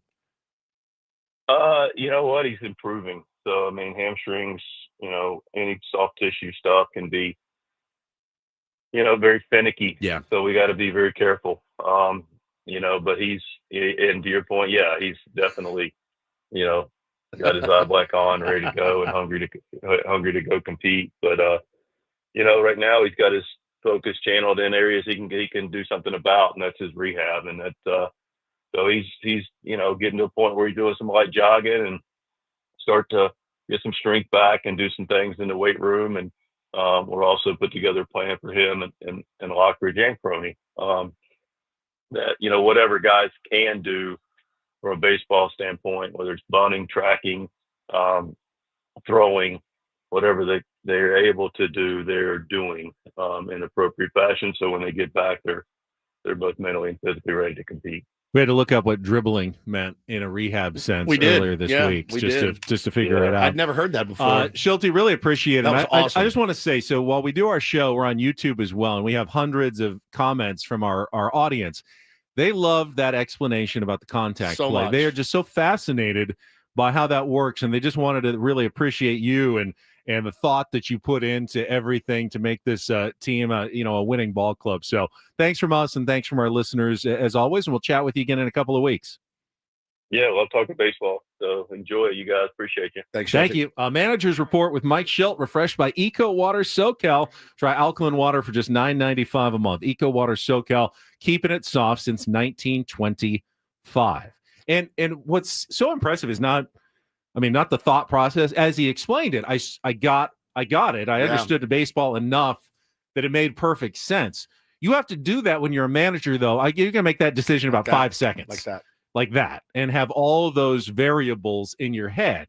Okay, we can't pinch run for Diaz. So if we put the contact play on and he's out, he's stuck out there and he's clogging up the base paths. It's mind-numbing with Toddy about. behind him. It's so mind-numbing. I mean, all the things that go into that are really fascinating. I could listen to that all day long, and I have always wanted to know about that, because you see it, like I said, like I mentioned to him, the fourth inning, ground ball to third, and they throw the guy out by 15 feet. You're like, what are you doing? Just hold and maybe, extend the inning. But no, contact play was on. We were going to go on contact no matter what. How do you know when to pull it off? You got to look and survey the defense and who's out there. Does he have a good arm? Does he have a bad arm? What's his percentage of accurate throws to home plate? Like, all that needs to be calculated in an instant, man. And I could listen to it all day long. I did agree. He said the one thing that I thought at the time when Arise was up and Tatis it was first and third. I go, you got to send Tatis on the first pitch, because they'll probably, and Shildt agreed, probably aren't going to throw it down and risk throwing it away or, the run scoring. So you'll then have a chance to single and win the game with Tatis scoring from second. Now, if Arise thinks he's got a pitch to hit, as he said, he's got the prerogative to hit it, but had he taken the pitch there, he might have had a chance to drive in 2 and win the game for the Padres. And we talked about it the next morning, and you I think you said, I think when he tipped it is when he froze, and he didn't, because he got thrown out. No, he just froze. He just stayed at third. Yeah. But he's like, no, I mean, you want him to go there. You want him to go on contact. Kind of, but he also explained why you don't want him to go. Right. So I don't know. Very odd. But what did he mutter under his breath? I knew you were going to bring it. Something like that. Really funny. I love it. But I think he thought that we were going to bring it up in a bad way. Oh, you blew that one, Shildt, which is not the case at all. And especially after you hear him explain it. So good. I don't think there's a fan out there who could question the rationale and the thought process behind the decisions that he makes. So great. And I think you can trust the one thing about Mike Shildt, that there are no haphazard decisions being made about the San Diego Padres. You may not understand every single one of them, but they are not, some willy-nilly organization that throws stuff up on a wall and sees if it's going to stick. There's a plan. You may not know the plan. You may not understand the plan, but it definitely exists for the San Diego Padres. Good stuff again and again. Mike Shildt with us each week on the Manager's Report, refreshed by Eco Water SoCal. All right, we can react to that more coming up. Still have a Reindl Report ahead as well. We'll check traffic and then continue with more Ben and Woods on San Diego's #1 sports station, 97.3 The Fan.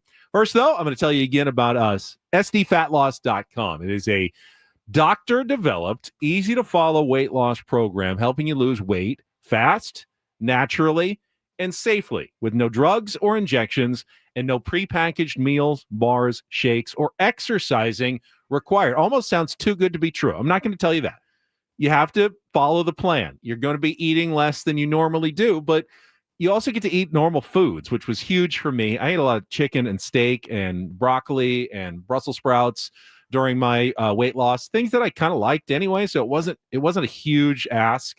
And then I kind of got with it and into the program, and you see that scale changing every single day up to a pound less. It really helps you stick with it, and your counselor is going to help you stick with it as well. You can find out how the program can work for you by setting up a free consultation by going to sdfatloss.com. Take advantage of the spring special now. You can lose up to $200 in cost, but you can lose up to 10 to 20% of your body weight in just 60 days. I lost 40 pounds in 60 days in the summer of 2023. I've kept all that weight off this entire time. Please just think it over.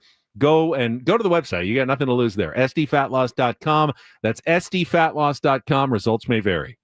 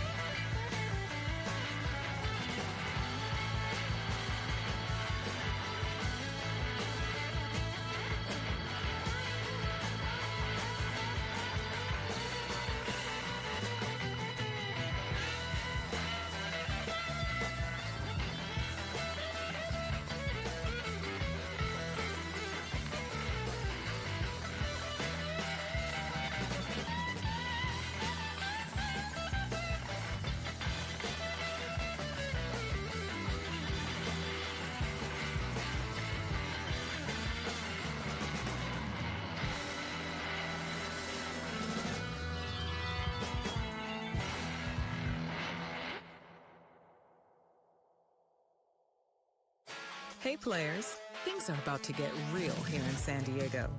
Introducing the all-new Hamul Casino Resort. With a 200-room hotel tower, exciting new eats and drinks, plenty of new places to play, and a luxe spa and salon. Hello, rooftop pool and deck. It's where players can play their hearts out and enjoy all the perks that come with it. It gets real this summer at the all-new Hamul Casino Resort, the players' place.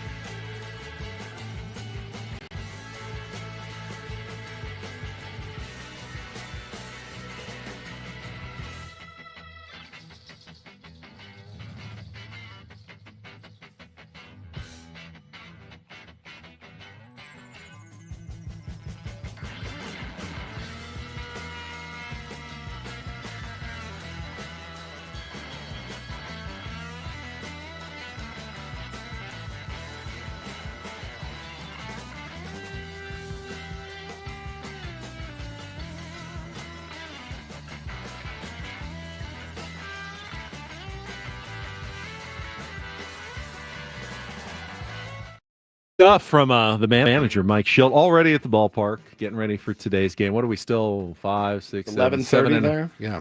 Over 7.5 hours away from the game. So That's it where I puts would in a be. long day. I would be there. Especially on the road. Plus then the game, plus then probably an hour to 2 after the game. Oh, man, that's where Long day. That's where I would be. 100%. Sitting in a hotel room In Houston. in Yeah, Houston. that's true. Yeah. Might as well just get to the ballpark. Just get to the ballpark, get settled. It's a fun job. Yeah. Stressful, but fun. Yeah, it's stressful and fun. It's like this one. I loved when he talked about I hadn't remembered the drop pop-up. It fell between the third baseman and the left fielder, and Mike credited fans for that as well. He says it just takes an instant. Like you're making noise and they can't communicate. They get distracted for just a second. It's crazy, man, because these aren't college kids. Some of them were college kids recently, and you saw some real anxiety from some of the Cubs bullpen that has not been really great this year at all. You saw it, man, yanking pitches. You saw it in their face. You really saw it too. And I mentioned this to you guys off the air. Craig Counsell, I don't know that I've seen a jumpier manager.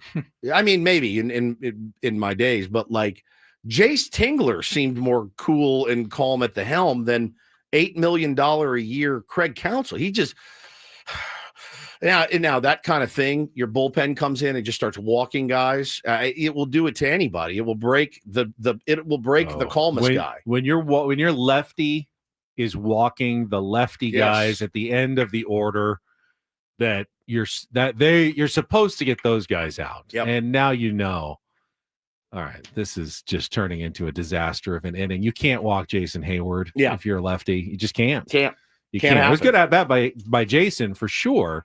But yeah, I can see why Craig Counsell was wanting to tear his hair out in that inning with little on the mound. He doesn't project a sense of calm at all. Like not even a little bit. And I don't know, man. Like, do teams feed off of their manager? I think they do. You can't be throwing water bottles and Gatorade bottles after every walk. Not that he was, but he looked visibly uncomfortable. It's just something I noticed in the 3 games. And again, a very unsteady bullpen is the number one cause of that. Like, it's got to be the hardest thing. Managing that bullpen, I've said it a million times in sports, it's got to be the hardest thing to do. I think it's also the opponent. It's the Padres. That's a good team with a good lineup. Yeah. That if you make any mistakes, they're gonna make you pay. It's not, you had a 3-1 lead over the Rockies and they tied it up, and you're like, new game, but we got this. Yeah. Like, you gave them an inch, the Padres will take it a mile, and you're like, dude, we just lost this game. We just lost this game. They gave them so many inches, man. The Cubs did. They really kicked it around a lot. Sloppy defense. We have been on the other side of that. Oh yeah, many times. So many times. Now, of course, the Padres hitting the road where they don't have that great crowd advantage. Yeah. 12-1 at home, 3-3 on the road, which is nothing wrong with that. But I do get the sense that, part of the Padres and Mike Shildt's culture is, and when we go on the road, we're not going to be the team that gets rattled. Now, there's very few environments that are rattle-inducing like Petco Park, and have no idea what the crowds are going to be like in Houston this weekend. But you also feel like the Padres take pride in, we're not going to be bothered by wherever we go. We've seen it. We know what our ballpark's like, and, it's nothing like yours is going to be. Right. So, we're going to just play our game when we go on the road. Yeah, I'm excited to see it. Excited to see how they do. It's always a good judge of what your team is how they play away from home. And for us, for a while, there was that stretch last year. It was like, man, what's wrong with us at Petco Park? Why don't you guys like us? Why aren't we winning more at home? And they ended up riding that ship, but hopefully it continues. And like we talked about on the roundtable yesterday, man, a road trip, 6-game road trip, you are pretty confident at coming back 3-3. You'd be happy with that, but anything more is fantastic. Yeah, 3-3 is where that's your baseline. That's your baseline, and then anything else is a little bit of gravy. As we talked with Blummer earlier, Padres dodging both Hunter Brown and Tarek Skubal on this trip with the Astros and Tigers, and they're still facing some good pitchers. I think they'll hit Flaherty. Well, we hit Jackson Jobe. I think they hit Jackson Jobe, so they're still hitting some good pitchers. Tigers have good pitching staff. They do. They have a tough staff. Just because you're missing Skubal doesn't mean it's some walk in the park, but it is a break probably to not have to face those two guys. No doubt. In these 6 games, so take advantage. At least 3-3, and then anything else is a bonus. 5:10 start. 5:10 today, and I believe 4:10 tomorrow and Sunday on ESPN Sunday Night Baseball. Excellent. All right, we will take our last time out. Paulie's going to have some headlines, stuff that we missed in our Reindl Report before we turn things over to Braden at 10 o'clock. All coming up on San Diego's #1 sports station, 97.3 The Fan. Last thing of the week, though, that we need to tell you about is Trust and Will. It's a good way to end our week in terms of stuff you should just get done before the weekend. Peace of mind is huge. And whatever your age is, you don't know what the future may hold. So you might as well. No, you do. Well, you do know eventually it's coming at some point. You know what you the immediate absolutely future is. know That's true. that is coming someday. And so why not just take care of a trust or a will by going online to trustandwill.com, answering some simple questions, and then you'll have real, legal, binding documents that you can store away that your family will have in the inevitable event of that day, however far in the future it may be. Well, listen, it's honestly something you could knock out on your lunch hour. That's how easy it is. It takes about 20, 30 minutes. Avoid probate, though, and get a trust. There's no reason not to just get it done in 20 minutes online. All the directions you need right there, super affordable. So when you go to trustandwill.com, make sure you enter the code FAN, F-A-N. You'll get 20% off and free shipping of your estate documents. So no reason not to go to trustandwill.com today. Get it done. Make sure you use the code FAN when you check out.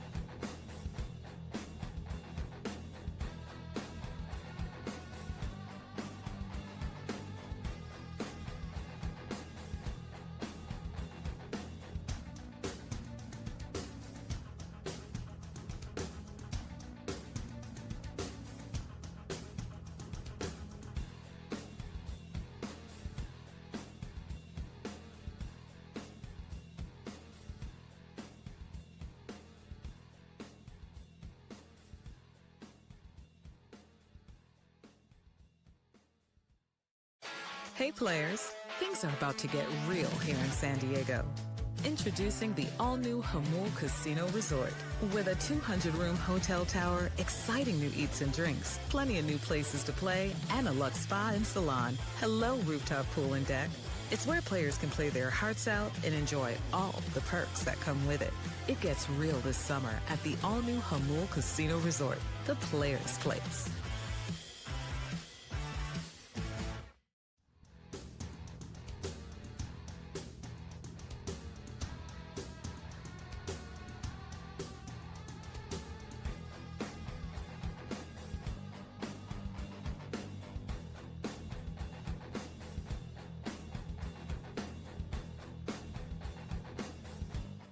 Friday. If you enjoy our particular brand of content here on 97.3 The Fan, then I invite you to tune in to the Gwynn and Chris program this afternoon in their, I believe, first hour around 2:45. They will be joined by Padres relief pitcher Jason Adam from Houston, off to a good start this season. What? I'm doing the math. They oftentimes, I think, record those interviews. Yeah, we're about to take the field, show. guys. What do you want to know about my slider? It's still 2+ hours before game time. It could be live, but sometimes they also record them when they come in before the show. That's right. That's right. One way it probably is live. Probably is live. It could be either way on this. I was doing the 5:10 here, but no, it's 7:10 in Houston. Yeah, I get it. Yeah, there's still. I'm not real proud. I'm kind of tired. Time. It's been a long week. Time differences, confusing. Got it. It'd be fun to do an interview. You got a long day. You get Seals game still tonight. I'm dead. It would be fun to do a live game, like an interview with a guy in the bullpen in the middle of the game. I talked a little bit with Wes Berg yesterday of the Seals about time differences. So they've come off 3 straight road losses. Halifax, which is 7,004 time zones away, not 3. Like the East Coast is 3 time zones from here. It's a whole nother time zone even further away from San Diego. And then he said, and then Rochester and Albany, which aren't exactly direct flights from anywhere to get to those games. That's for a San Diego team, that's got to be one of the toughest road stretches any San Diego team has ever faced. And to lose all 3 is just brutal. But winning, we're in tonight, man. Excited for the game. 7:30, I believe, is when we are kicking off tonight. And it's a big one. Big one. Good luck. Thank you, man. If they lose, you're totally done. I'm done. If they win, we got to wait and see. Then you got to play a road playoff game. If they win that one, then you'll get at least one more home playoff game later. Yeah, this could be it tonight. I hope it's not, but we will see. All right, we will check traffic one last time, and then Paulie's got some headlines in the Reindl Report coming up next here on 97.3 The Fan. From the 855 Get Ross Traffic Center, protecting San Diego after accidents or injury, here's Kelly Danick. The roads are wrapping up on a pretty good note here, except we have reports of some toys in middle lanes, eastbound King Freeway, just before Euclid. I'm Kelly Danick with Ben & Wood, San Diego's #1 sports station, 97.3 The Fan. And get things started here with our today's edition of the Reindl Report. Now tuned into the greatest.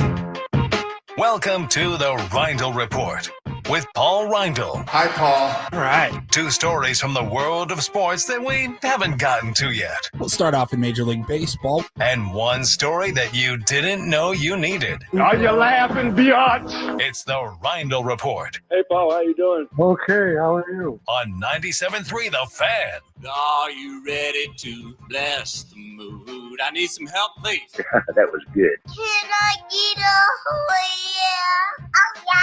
All right. All right. Take Happy it away. Friday, gentlemen. Happy We're almost Friday. there. Yes. Almost there.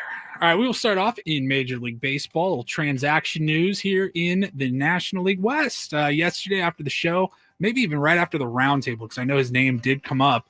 The Dodgers optioned Bobby Miller yesterday. Did not have a good start on Wednesday night. Yeah. He took a beating.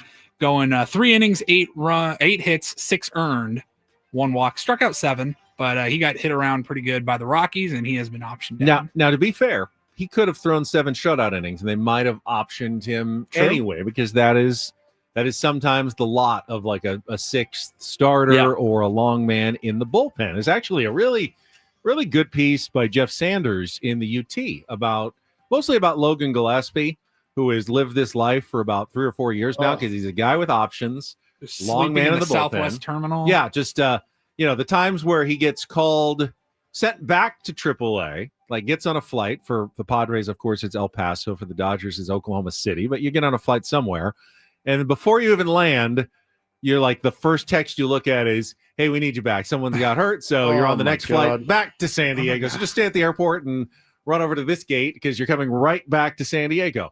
That happens to these guys because that's the life of the extra reliever who has options in the minor leagues. And whether you play well or not, it sometimes doesn't matter. And kind of drives you crazy when you're a young player. You come up and you throw like 3 shutout innings and 3 appearances, and they go, all right, you're still going back to AAA. And it's like, you always think, well, what did I do wrong? Why don't they like me? It's not that. It's the rules of the roster and how it works. And if you're not available the next day, they need someone else who is in case the starter only goes an inning. So like Omar Cruz was on the short end of that stick, pitched really well in relief, and they needed someone else. So they brought Logan Gillespie up, and they needed him right away. That was the day he came up when Kyle Hart did not get out of the first inning. And if they hadn't called up Logan Gillespie that day, they don't win that game. Correct. And they probably burn other guys in the bullpen, and they might not win games after that as well, because then they can't use those guys the next day and the next day, and it has a domino effect going forward. I think with Bobby Miller, though, I think he's struggling. Well, his first 23 starts in the big leagues, man, he pitched to a 3.59 ERA, and his last 13 starts, his ERA is over 10. So there, I don't know what it is. You watch him pitch, and didn't have a lot of command of his secondary stuff, but still he has a fast fastball, but it's pretty straight. Those guys were teeing off on it, but again, like Paulie said, managed to get 7 strikeouts. And again, it's the Rockies, but it's also the Rockies that clubbed you around for 7 runs or 6 earned runs. Man, that's one of those guys that, again, they're so deep. He could literally go away forever. They could trade him and to someone and they'll be fine. But it's been a bad last 13 for Bobby Miller. By the way, Jason Adam was one of those guys for a few years before now establishing himself. And one of the other guys that Jeff Sanders wrote about in that piece of relievers who get the on the shuttle back and forth from AAA. Still a decent life, though. Oh, yeah. Oh, yeah. Like you could wear that for a while. Yeah. I was fascinated by this next story that I read yesterday on awful announcing. So there are still, and I think it's going to be this way for a long time, the ripple effects of the Luka Doncic trade from Dallas to the Lakers. It's going to be like a decade at least until they figure this thing out. Like no trade has gotten this much scrutiny, maybe in sports history. That's how crazy and how big of a deal this was. So this week, Nico Harrison, the GM for the Mavericks that made that trade and sent Luka off to the Lakers, he met with select media members in a closed door meeting to try to put to bed all of the crap that he's been getting as the GM that thought, let's get rid of this generational superstar and mortgage our entire future. And he wanted to just kind of have a back and forth with the local reporters there. At first, he said no recording. And so fans were like, well, what the hell? We want to know what's asked and what the answers are. Yeah, why do it? And eventually they did allow some recording to happen. And like I saw the transcripts of what was asked. ESPN NBA reporter Tim McMahon, he went off on Nico Harrison. Full Bernie Wilson on him. Off on him. All centered around the trade. He said from 2027 to 2030, you're out on your first round capital. Your own words, you created a 3 to 4 year time frame. When the credit card bill comes due, that time frame is over. How is that in the best interest of your team long term? And again, you don't have any of the first round draft picks. How is it in the long term best interest when he, at the time, a 25-year-old generational talent who could have a 10 to 12 year runway, he's one of the best players that we've ever seen. And Harrison would cut him off and said, well, defense wins championships. Oh, boy. Defense wins championships. And McMahon, you know that you can get Ben, did you know this? You can get some good defensive players whilst keeping a Luka Doncic. What if I told you you could add defensive pieces around a guy like Luka. I mean, it seems clear Nico Harrison may be the most defensive general manager in the history of the NBA based on his comments. So they went back and forth. Defensive guy. McMahon kept hitting him. He then went on the local sports talk station down in Dallas, here in Dallas. And he just ripped Nico Harrison. He goes, this guy doesn't know what he's doing. He was so defensive. He was shutting down all of our questions. And it just had me thinking, I'm like, I wonder how often that does happen that we don't even know about. Big polarizing moves or decisions made in sports. And the GM sitting down in a closed door meeting with the media.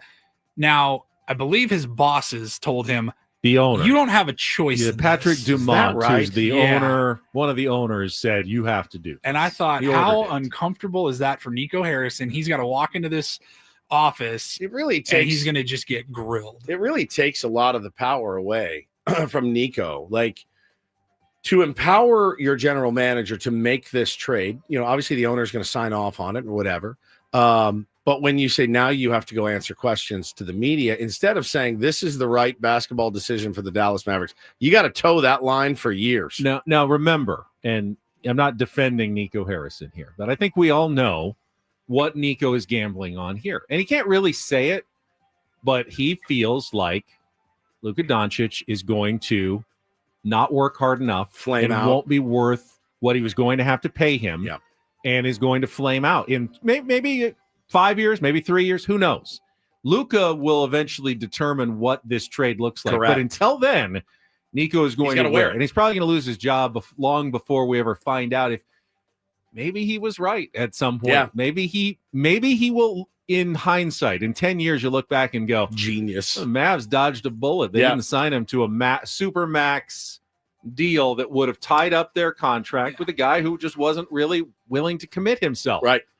I tend to think that he will. I think Luka Doncic has got a fire going now that wants to prove the Mavs wrong forever and ever. But we'll see. We'll see. Oh yeah, no, he had a line like that back to Tim McMahon yesterday. Nico said, "Like I said, we believe in the move we made. You obviously don't, and that's fine. You're entitled to your opinions, but we're excited about the future of our team. Again, I think the future will hold. I think once we win, that will change your mind." So won. They're not out yet. You almost won. Year. Took you to the final. They won their play-in game, and they have that second play-in game now tonight. That exact thing that you just said, McMahon's quoted as saying, "And you didn't believe that the team that went to the finals last year with Luka as the centerpiece could continue to contend?" Oh my gosh, man. He just got blasted. It's just making him go and do that is pretty brutal. Now, I don't think they'll win on the road at the Grizzlies tonight, but if they did, it would be an interesting story. It would be if they go on some run. The Mavs stay in the playoffs and pull off an upset or two. All of a sudden, there's going to be. I mean, Anthony Davis played really well 2 nights ago in that first game. It looked really good. 27 points, 9 rebounds, 3 blocks. I mean, crazier things have happened in sports. I mean, it's great theater. What a turnaround that would be. It's great theater. So, and finally. The story is old as time. Former childhood star gets into a little bit of trouble. Yes. Haley Joel Osment had a rough week at a ski resort here in California. He was arrested. Where was this? Mammoth. He was arrested at Mammoth Mountain for a public intoxication. There was a video obtained by TMZ. He's trying to board a ski lift on the slopes. Not uncommon, Paulie, when you go skiing. You go to Mammoth to have a good time. Right. They said he had his helmet on backwards. Again, not uncommon if you've had a few pops, maybe. But I don't even know which way is forward or backwards. I just wore a helmet for the first time ever because we didn't do helmets in the 80s. Is it like kids with bicycles now? Does everyone have to wear helmets? Yeah. Well, you don't have to, but I actually tried to ski one day without it. My mother-in-law smacked me and said, "No, you have children, you idiot, and you're not that." Is that a good example? Yeah, exactly. The biggest tell might have been not the backwards helmet or the smelling of alcohol on his breath. It was the fact that he didn't have a ski or a snowboard with him. No skis. He was just trying to get frown on that. Yeah, just go on a ride. I mean, I don't want to ski. I wouldn't mind going up a ski lift and then just coming back down. Just going one big loop. A big loop. That might be fun. Yeah, employees were like blocking him. Like, you can't get on this chairlift for a lot of reasons right now. And he started arguing with them. He started arguing with the skiers that were waiting in line to get on the chairlift. So he was arrested. He had possession of cocaine as well on his person. He was wearing his World Series champion LA Dodgers shirt while he was skiing. And he's a big Dodger fan. So It's about par for the course. Got to be tough to be one of those Dodger fans. Dodger fan. I know. I was going to say child actors who are like famous for one line. He's done other stuff. He did. Yeah. As a child. What has he done as a grown up? It was Tyler says it was a combo World Series New York LA shirt, but I went to his Twitter because I'm petty, and he is. Just wanted to make sure. Yeah, I just had to double check. Well, I mean, Hollywood. Yeah, LA. Dodger, big Dodger. What was the Pay It Forward? Wasn't horrible. Was that Kevin Spacey? Kevin Spacey and you love Kevin Spacey. I forgot. I don't love him. You always talk about I know he's him. problematic. He's not a bad actor. Seven. It's brilliant. Really good movie. Was he in Pay It Forward? Yeah, he was Haley kid, Joel. right? Yeah, was he? That was him. Was that Yeah. Helen Hunt? Yeah. Was she in that as well? Yeah. All right. But Yeah, I see Dead People. I mean, he's going to be linked with that for the rest of his life. The child acting thing that's a tough one. Like if somebody approached my kids like, "Hey, would you like to be in a movie?" I don't think so. I don't think so. It ain't for us, buddy. It's I'm not always for us. impressed when the child actors turn out. I know. Well, I know. Like Oh, continue either acting career or they get out of acting and they do something. Yeah, else. do something else. Jason Bateman seems pretty cool. Yeah, seems pretty grounded. Now, Yeah. Sean Astin. Yep, pretty Feels like grounded. he's done pretty well Yeah, for himself. Very much so. Yeah, for everyone, and this I think. Look, the guy was partying at a ski resort. Okay, this is Where not you're supposed to party. That's right. Yeah. That's right. A little snow with the snow. Anyway, hope he gets the help he needs. So if he actually needs it. Yeah. But he was, I guess, he was hurling some slurs at the cops and stuff. So it was not good. It was a little out of pocket. Rough week. Yeah, rough week. Happens. I'm still stunned that it was not Macaulay Culkin, but his younger brother who turned into the bigger star. And far superior Kieran? actor. Kieran Kieran Culkin. He's incredible. Incredible. What's the plans for the weekend? Let's see. We've got some golf tomorrow. Easter Sunday, going to the mother-in-law's Yep. house for Easter Sunday brunch. Can't wait for a Sunday brunch. Yeah. That's it. I mean, I'm not an overly religious. You grew up in more of a religious household than I did. Yes. Which my mother probably doesn't want me to say, admit that, but we weren't. I mean, she likes going to church sometimes, but Right. I was never a regular attendee growing up. I was. So how'd that work out? So we had the more secular Easters with the, bunnies and Yeah, eggs, we have but got little kids. We can do that. less of the whole, resurrection stuff. It's just All right. maybe we didn't need to get into this. at Probably the not. end of the week. I just That's wanted to fine. know what your weekend plans were, not your thoughts on Christ's return. All right. Next time I ask you what's going on this weekend, you don't have to tell us everybody about your religious beliefs. Woods, peace be with you, and Ben And extra. I peace also with you, buddy. I guess, Ben. Yikes. Just wanted to know what you had going on this weekend. That's it. You got any political rants in the last 30 seconds, too?